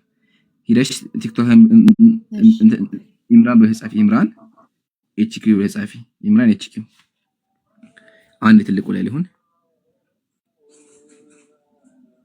ይታይሻል ወገናችን ወንድ እህቴ። አዎ ያው ኢምራን ኤችኪው እሺ ኢምራን ኤችኪው ሄደሽ ኢምራን ኤችኪው EMRAN ኤችኪው በህጻፊና ይመጣልሻል። ቪዲዮ ይሄ ነው እሺ ቪዲዮ ይሄ ነው። አይ ቲንክ ቆይ ቪዲዮ ይሄ ነው አይ ቲንክ በእንትን እኮ እንደዚህ ያው ይሄ ነው ቪዲዮ። እሺ ልታሰማኝ ትችላለህ? አሁን ላሰማሽ እኮ ነው። ላሰማሽ ልታሰማኝ ትችላለህ? ላሰማሽ ነው። እሺ ላሰማሽ ልቆይ። እሺ አብደላ ይህ በክርስትናና በአይሁዳውያን ግን ያንቋሿቸው ያው ይሄ ነው። ለዚህ ፓስተር መልስ እንስጥ፣ በዛው መጽሐፉን የምናስተምረው ይሆናል። ይህ ፓስተር አሁን እንደሰማችሁት ነብዩን ከማልቀበልበት ምክንያት ብሎ ከ9 ሚስት ጋር የተኙ ነበር የሚል መስፈርት አውጥቷል። ያወጣውን መስፈርት ወደዚህ መጽሐፍ ስንቀይረው ውስጥ የሚለውን የምንመለከት ይሆናል። መልሱን ከመለስን በኋላ ባመጣው መስፈርት መጽሐፍ ቅዱስን የምንመዘን ይሆናል። የመጽሐፍ ቅዱስ ጸሐፊያን ከ100 በላይ ሚስት ነበራቸው። ከ100 በላይ ሚስት ኑሯቸው ሌላ ሴት አይቶች ይደርሱ ነበር። እሱን እንመለከታለን። ከዛም ቀጥሎ ደግሞ በክርስትና መጽሐፍ በገራት እንዲሁም በተለያዩ መጽሐፍ ላይ የእነሱ አምላክ ማለት እንደሆነ እንዲሁም ከጴንጤቆስ መጽሐፍ ያመጣን እንመለከታለን። አሁን ቀጥታ ወደ መልሱ እንሂድ። መጀመሪያ የሚሆነው አንተ ምን አገባ? አንተ ፓስተር ምን አገባ? ነብዩ ሰለላሁ ዐለይሂ ወሰለም ከሚስቶቻቸው ጋር ምን አገባ? እኛ ገባና እንዲያጀማ ወጋችን መሰል ፓስተር መሰል ሚስት አለችው። ፓስተር ከሚስት ጋር መቼ ተኛ ይባላል? አይባልም አይደለ? ስለዚህ ነብዩ ሰለላሁ ዐለይሂ ወሰለም ሚስቶቻቸው ናቸው። አግብተዋቸዋል። በህጉ መሰረት አግብተዋቸዋል። ካገቧቸው በኋላ አንተ ምን ቤት ነህ? ተኙ አልተኙ የምትፈለሰፈው አይመለከትህም ወገናችን። ይሄ ለመስፈርትና ተራሱ ሊመጣ አይችልም ማለት ነው። በመስፈርትነት ከመጣማ እኛ ምን መጣ ነው ብለን እንጠይቃለን። ኢየሱስ በስንት ዓመቱ ነው ለአቅመ አዳም የደረሰው? ወይም ሙሴ በስንት ዓመቱ ነው ሴት ጋር የተኛው? ስንት ጊዜ ተኛ? በቃ ስንት ጊዜ ተኛ ነበር? እንደዛ ነው እንደመጠየቅ እኮ ነው። በጣም የክርስቲያኖች አእምሮ በጣም ይገርማል። እዚህ ጋር ትኩረት እንድታደርገው የሚፈልገው ምንድነው? እኛ ስለ አምላካቸው አስረዱ ስንላቸው እነሱ ይሄ እኮ አይደለም የኔ ጥያቄ። ይሄ አይደለም የኔ ጥያቄ። እኔ ጥያቄ የፈጠረብኝ ምንድነው? አንተ ቪዲዮ የሰራ ሙሉ ላሰማሽ ጀመረ ወቅት ተረጋጊ ብሏል ቢላል። ምክንያቱም ፍትሃዊ ለመሆን ነው። ይሄ ቪዲዮ ነው ሚስቶቻቸው እንደዚህ እያብራራ ነበረ። ያንን ብቻ ነው የፈለኩት እንጂ ሌላው ምናምን አይደለም። ጊዜ ወጥቶ ይረዳናል። ቪዲዮ ይሄ ቪዲዮ ነው። ሙሉ ሲሚ እኮ ነው ይቅር ሙሉ አሰሚው ቪዲዮ ይሄ ቪዲዮ ነው። እሺ እህቴ ይሄ አሁን የከፈው ቪዲዮ እሱ ቪዲዮ ነው። ቪዲዮውን ብቻ ይሄ ቪዲዮ ይሄ ራሱ መልሱ እዚህ ላይ አለ። ላሰማሽ አንድ ደጋ ብቻ ቸክ ይዋል። እሺ ያው ሲሚ ምን ሊጠበስ እና ላሳልፈውና ከዛ በጣም ያስቃሉ። አሁን ወደ መስለ ደምት ሐዲስ ይሄ ነው። እንደዚህ ይላል አን ነብዩ ሰለላሁ ዐለይሂ ወሰለም ካነ يطوف على نسائه في ليله واحده ነብዩ ሰለላሁ ዐለይሂ ወሰለም በአንድ ሌሊት ሚስቶቻቸው ጋር ይዞሩ ነበር፣ ይጠይቋቸው ነበር፣ ይዘይሯቸው ነበር አለ። ይዘይሯቸው ነበር ማለት እነሱ ጋር የተኙ ነበር ማለት ነው። እንዲያጀማ በተአምር አይደለምማ። እየሰማሽ በደም እሺ አስኬድም ራሱ እሺ። አይሻ ረዲየላሁ ዐንሃ ምታሽ ተመከቱ ምን እንደምትል አይሻ እንደዚህ አለች። ካነ ረሱላህ የአላህ መልእክተኛ ነበሩ ላይ ፈድሉ ባዕዳና ባዕዳ አንዳችን ከአንዳችን አያባልጡም ነበረ ካለች በኋላ ወካነ ቀለ የውሚን በየሁሉ ቀን ደግሞ አልፎ አልፎ ወህወ የጡፉ አለይና በእኛ ላይ ይዞሩ ነበር። የጡፉ የቅድሙ ቃል ማለት ነው። ፈየድኑ ሚን ኩሊ ማለት ወደ ሁሉ ሴት ይቀርቡ ነበረ። ሚን ገይሪ መስን ጾታዊ ግንኙነት ሳያደርጉ እየመጡ እየሰማሽ በደንብ እየሰማሽ ይዘይሩን ነበረ። አያችሁ አይደለ? ስለዚህ የጡፉ የሚለው ቃል ይዘይሩ በሚል ይመጣል ነው። ይሄ አይቻለ ይዘሩ በመጥ ይመጣል ነው። ከዛ ቀጥይ እንኳን አያስኬድም። ለምን ቀጥሎ ሐዲሱ ላይ ፊ ሙስሊም ዋሂድ በአንድ ተጥበት የሚል እንኳን አለ ቢባል እንደው ብትሉ እንደዛ እንኳን ቢባል አኩኝ አሁን እንደዚህ እንኳን ቢባል ደግሞ በየቀጥይ አሁን ደግሞ ለሱ መልስ ልስጣችሁ። ተኛ መልስ እንለፍ። ተመከቱም እንደሚል ፈላለ ነብዩ ሰለላሁ ዐለይሂ ወሰለም የአላህ መልእክተኛ ነብዩ ፈአለ هذا ይሄን ያደረጉት እንደ ቁዱሙሂ ሚነ ሰፈር ለብዙ ዘመን ቆይ ወይም ለብዙ ወራት መንገዶች ከመንገድ ሲመለሱ ነው። ከመንገድ ለብዙ ወራት ቆይተው ከመንገድ ሲመለሱ ከሁለት ሚስቶቻቸው ጋር ተኝተዋል። ለምን ከተባለ ፍትሃዊ ለመሆን ያው ይሄ አይሽ አይደለ ቢባል እንኳን እንደዛ እንኳን ብትሉ ችግር የለውም። አይደለም እንደዚህ ቢባል አይደለም በአንድ ሌሊት ግንኙነት አድርጓል እኮ ብለህ ነው እዛ ላይ ቪዲዮ የሰራኸው። አረ ይሄ ቪዲዮ ነው ረፍቲ አሁን ሙሉ ጨርሰህ ላሰማሽ ሙሉ እንስማሽ ሙሉ እንስማ በቃ ሙሉ እንስማ ችግር የለውም ሙሉ እንስማሽ እሺ ሙሉ እንስማ አይደለ። ስለዚህ ለሁሉም ፍትሃዊ ለመሆን እነሱ ጋር ጾታዊ ግንኙነት ያደርጉ ነበር። ለምን ከተባለ ሴቶች እንደምናውቀው ስሜት አላቸው እንደ ወንዶች አይደለ። ስለዚህ ያንን ስሜታቸው እንዳያስቸግራቸው ነብዩ ሰለላሁ ዐለይሂ ወሰለም ወዳውኑ ሲመጡ እነሱ ጋር ጧፍ ያደርጉ ነበር ወይም ደግሞ አብራቸው ተኙ ነበር። ማስረጃ ተመከቱ ፈትህ ባል ለማስረጃ ቢያቀርብኩ ቢባል እንኳን እንደዛ ቢባል እንኳን ነብዩ ሰለላሁ ዐለይሂ ወሰለም ይሄ ያደረጉት ከየት ሲመጡ ከመንገድ ሲመለስ ቢባል እንደው አያስኬድም አንቀበሉም እንኳን ምን አንቀበልም ብትሉ መንገድ ላይ ነብዩ ሰለላሁ ዐለይሂ ወሰለም የጦፉ የሚለው ቃል ይጎበኛቸው ነበር የሚለው እንኳን ባትቀበሉ ነው። በደንብ አዳምጪ እሺ ወክቲ ሐዲሱ ምንድነው የሚለው የጦፉ አለ በእኛ ላይ ይዞሩ ነበር ነው በአንድ ቀን ወደኛ ይዞሩ ነበር ነው የሚለው ሐዲሱ ይዞሩ ነበር ነው የሚለው ይዞሩ ነበር ማለት ነው።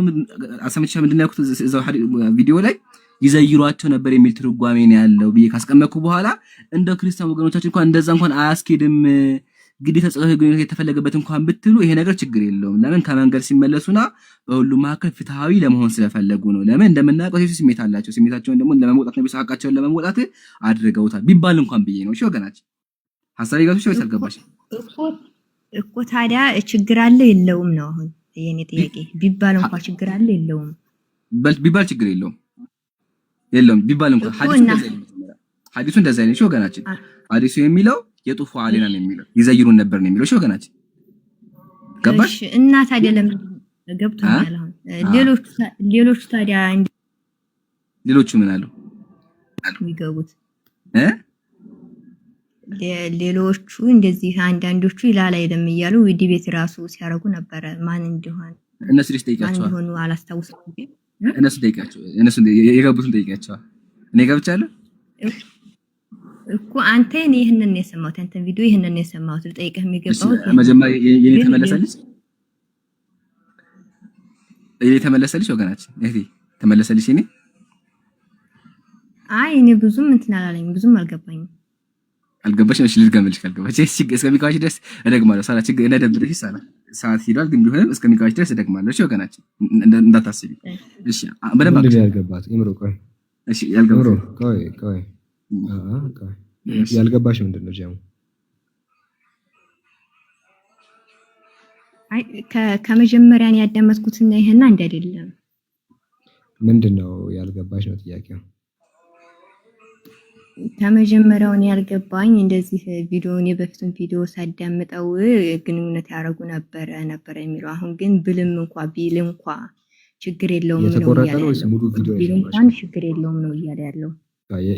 እዛ ቪዲዮ የተቆረጠ ነው ወይስ ሙሉ ትክክለኛ ቪዲዮ? ሙሉን አላዳመጥኩም የተቆረጠ ነው። የተቆረጠ ቪዲዮ ይዘሽ ነው። ስለዚህ አሁን የተቆረጠ ቪዲዮ ይዘሽ ሐሳቡ እንደዚህ ነው እንደዛ ነው ልትይ አቺ። ምክንያቱም አንደኛ የተቆረጠ ነገር ከሆነ የተቆረጠ ሐሳብ እንጂ ሙሉ ነገር ልትሰሚ አቺ። ኦኬ የተቆረጠ ከሆነ የተቆረጠ ሐሳብ ነው፣ ሙሉ ከሆነ ሙሉ ነው። ከሻል ስለዚህ ሙሉውን ፈልገሽ አዳምጪ እንጂ የተቆረጠ ሐሳብ ይዘሽ የተቆረጠ ነገር ልትናገሪ አይገባም እኮ። አሁን ያንተ ሐሳብ አሁን ግንኙነት አላረጉም ነው ያንተ አቋም ማለት ነው። ቁርአኑም የሚለው አንተ ያቋምም ቪዲዮን አልሰማሽም ወይስ ሳላ ከባድ ነው። ቆይ እስቲ ምን እንደምናገር ታላቀም እኮ አንድ አዳምጪ ጀሙቲ ልድገምላት ብዬ ነው። እሺ አዳምጪ። ጀሙቲ ናት ወይስ ጓደኛዋ ናት? ስንከራከር ነበር። ጓደኛዬ ናት ንገራት። ክርስቲያናት እንዴ? ኦኬ እዚህ ውስጥ ያላችሁ ጋይስ ሙስሊም አይደለችም። እሺ ሙስሊም አይደለችም። የምታወራው በጀሙ ስልክ ጀሙ ጋር ያለች የሷ ጓደኛ ናት። ኦኬ እንደዛ ነው። ኢምራን ቀጥል። እሺ ወገናችን አዳምጪ። ምን መሰለሽ ነብዩ ሐዲሱን ላንብብልሽ። መጀመሪያ ሐዲሱ ምንድነው የሚለው? ካነ የጡፉ አለይና በእኛ ላይ ይዞሩ ነበር ይላል ሐዲሱ። ይዞሩ ነበር ይላል በአንድ ሌሊት ከሁላችንም ላይ ይዞሩ ነበር ይላል ሐዲሱ። እሺ አሁን ጥያቄያቸው ምንድነው? ክርስቲያኖች ይዞሩ ነበር ማለት ጾታዊ ግንኙነት ያደርጋሉ ማለት ነው አሉ ክርስቲያን ወገኖቻችን። እነሱን አሉት እንደዛ ሲሉ ምን አልኩኝ እኔ? አይ ሐዲሱ እንደዛ አይደለም የጡፉ ማለት ይጎበኙ ነበር ማለት ነው። መጎብኘት ደግሞ ነብዩ ሰለላሁ ዐለይሂ ወሰለም በቀኑሙ ሚስቶቻቸው ይጎበኛቸው ነበር። በየማስረጃ ነበር ማስረጃ ምንድን ነው የሚለው አይሻ ምናች ወካነ ቀለሚ ወህወ ይጡፉ አለና በየቀኑ እየመጡ ይዘይሩን ነበር። ስለዚህ ጾታዊ ግንኙነት ሳይሆን የተፈለገበት ይዘይሯቸው ማለት ነው። ከተረጎምኩ በኋላ ይሄን ጨረስኩኝ። ግን ደግሞ ክርስቲያኖች እንኳን እንዳሉት ቢሆን ማለትም ነብዩ እነሱ ጋር የተኙ ነበር እንኳን ቢባል ችግር የለውም። ገባሽ ቢባል እየሰማሽ ነው ወገናችን? በደንብ አለሽ አይደለ? ይሰማኝ። እንደም ደግሜ ላሰማሽ ተመከች። ደግሜ ላሰማሽ። እሺ አይሻ ረዲየላሁ ዐንሃ ተመከች። ስሚ አይሻ እንደዚህ አለች፣ ካነ ረሱላህ የአላህ መልእክተኛ ነበሩ ላይ ፈድሉ ባዕዳና ባዕዳ አንዳችን ከአንዳችን አያባልጡም ነበረ ካለች በኋላ ወካነ ቀለ የውሚን በየሁሉም ቀን ደግሞ አልፎ አልፎ ወህወ የጡፉ አለይና በእኛ ላይ ይዞሩ ነበር። የጡፉ የቅድም ቃል ማለት ነው። ፈየድኑ ሚን ኩሊ ማለት ወደ ሁሉ ሴት ይቀርቡ ነበረ። ሚን ገይሪ መስሲን ጾታዊ ግንኙነት ሳያደርጉ እየመጡ ይዘይሩን ነበረ። ሰማሽ አይደለ ወገናችን? ሰማሽ ወገናችን? ይሰማኛል። ምንድን ነው ያልኩት? ካለ ጾታዊ ግንኙነት የሚያደርጉ ነበር ወገናችን፣ ይዘይሯቸው ነበር አይደለ? ስለዚህ ካለ ጾታዊ ግንኙነት ይዘይሯቸው ነበር። ካለ ምን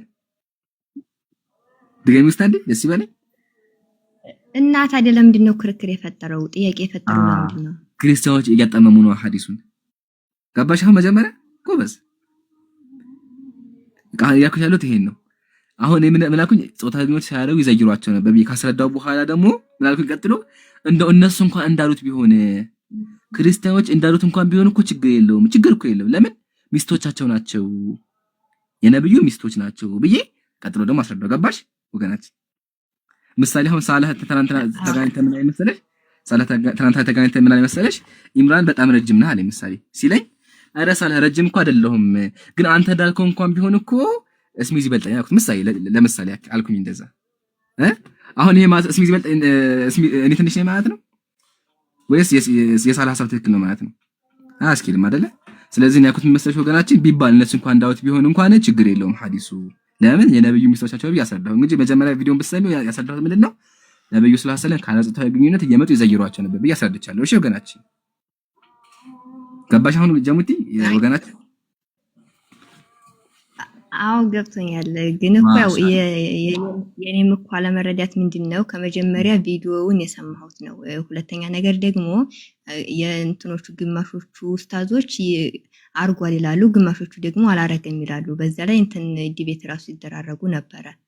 ከዛ ላይ እኔን ጥያቄ ፈጠረብኝ። እነሱ ራሱ ምንም ሊተማመኑ አልቻሉም። እነማን ናቸው?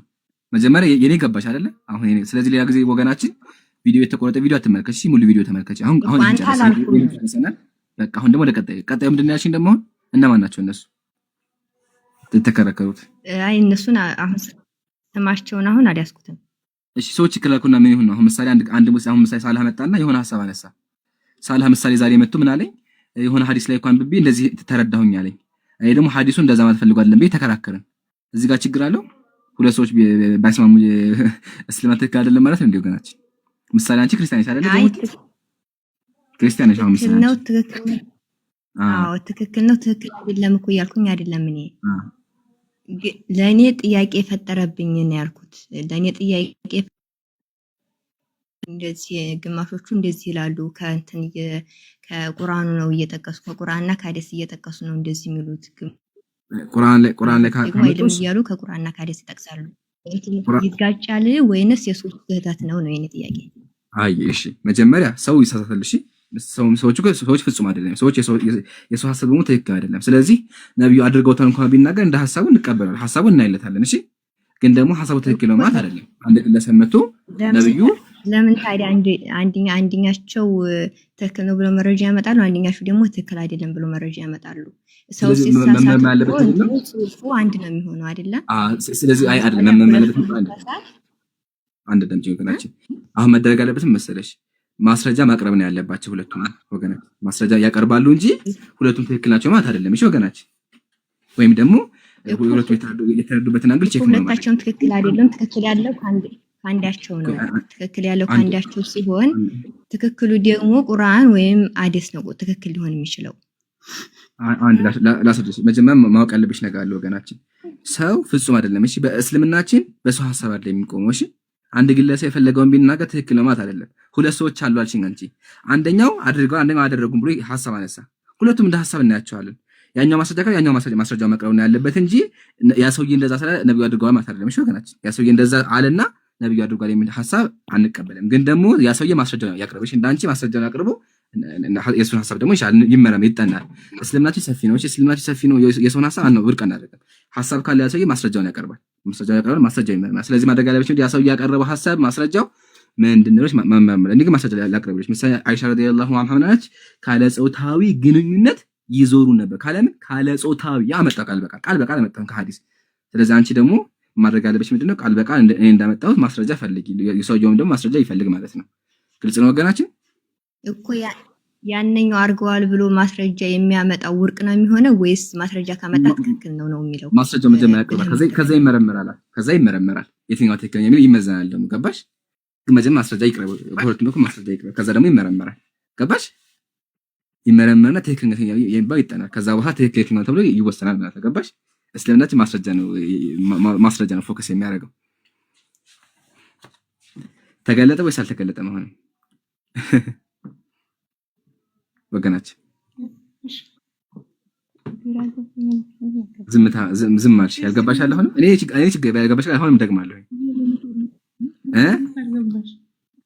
አይ በቃ ዝም ነው። ሁለቱንም ማለት ነው። ያንኛው ሐሳብ አለ ሐሳብ አለው አይደለም ወገናችን? ቆይ ያልገባት ነገር አለ። ቃል በቃ ሐዲስ እኮ አመጣንኛ የጡፉ ማለት ይጎበኛቸው ነበር ብለን ማስረጃ አቅርበናል። እሺ ወገናችን እኛ ማስረጃ አቅርበናል። ጨርሰናል። ማስረጃ አቅርበናል እኛ። አሁን በዛኛ በኩል ደግሞ አይ የጡፉ ማለት ትርጓሜው ግንኙነት ከተባለ ደግሞ በዛ በኩል ማስረጃ በአማርኛ አይደለም። በአማርኛ ማለት ይችላል ወይስ ልተርጉም? ችግር የለውም። በአማርኛ ስለተርጉምና ከዛ እንወጣለን። እሺ ወገናችን ሰዓት እየሄደ ነው ያለው። ወንድም ሳላ ይቅርታ ሰዓት ያስኩ መሰለኝ። ለነገሩ መሽቷል በጣም ላሳይሽና ከዛ ይበቃሻል። እሺ ሐዲሱ ልክፈተው።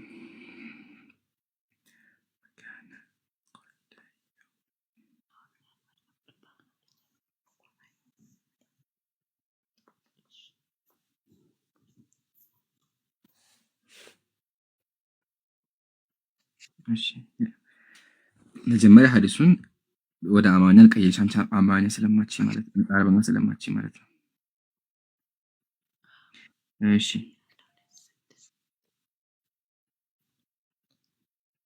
ኮፒ አድርገናል። ከዛ ጉግል ላይ ሁላችሁም ጉግል ላይ ግቡና ጉግልን ቃል በቃል እናስተርጉም። የጉግል ትርጉም ስህተት ቢኖርበትም ችግር የለውም። ዋናው በሐሳብ ስለሆነ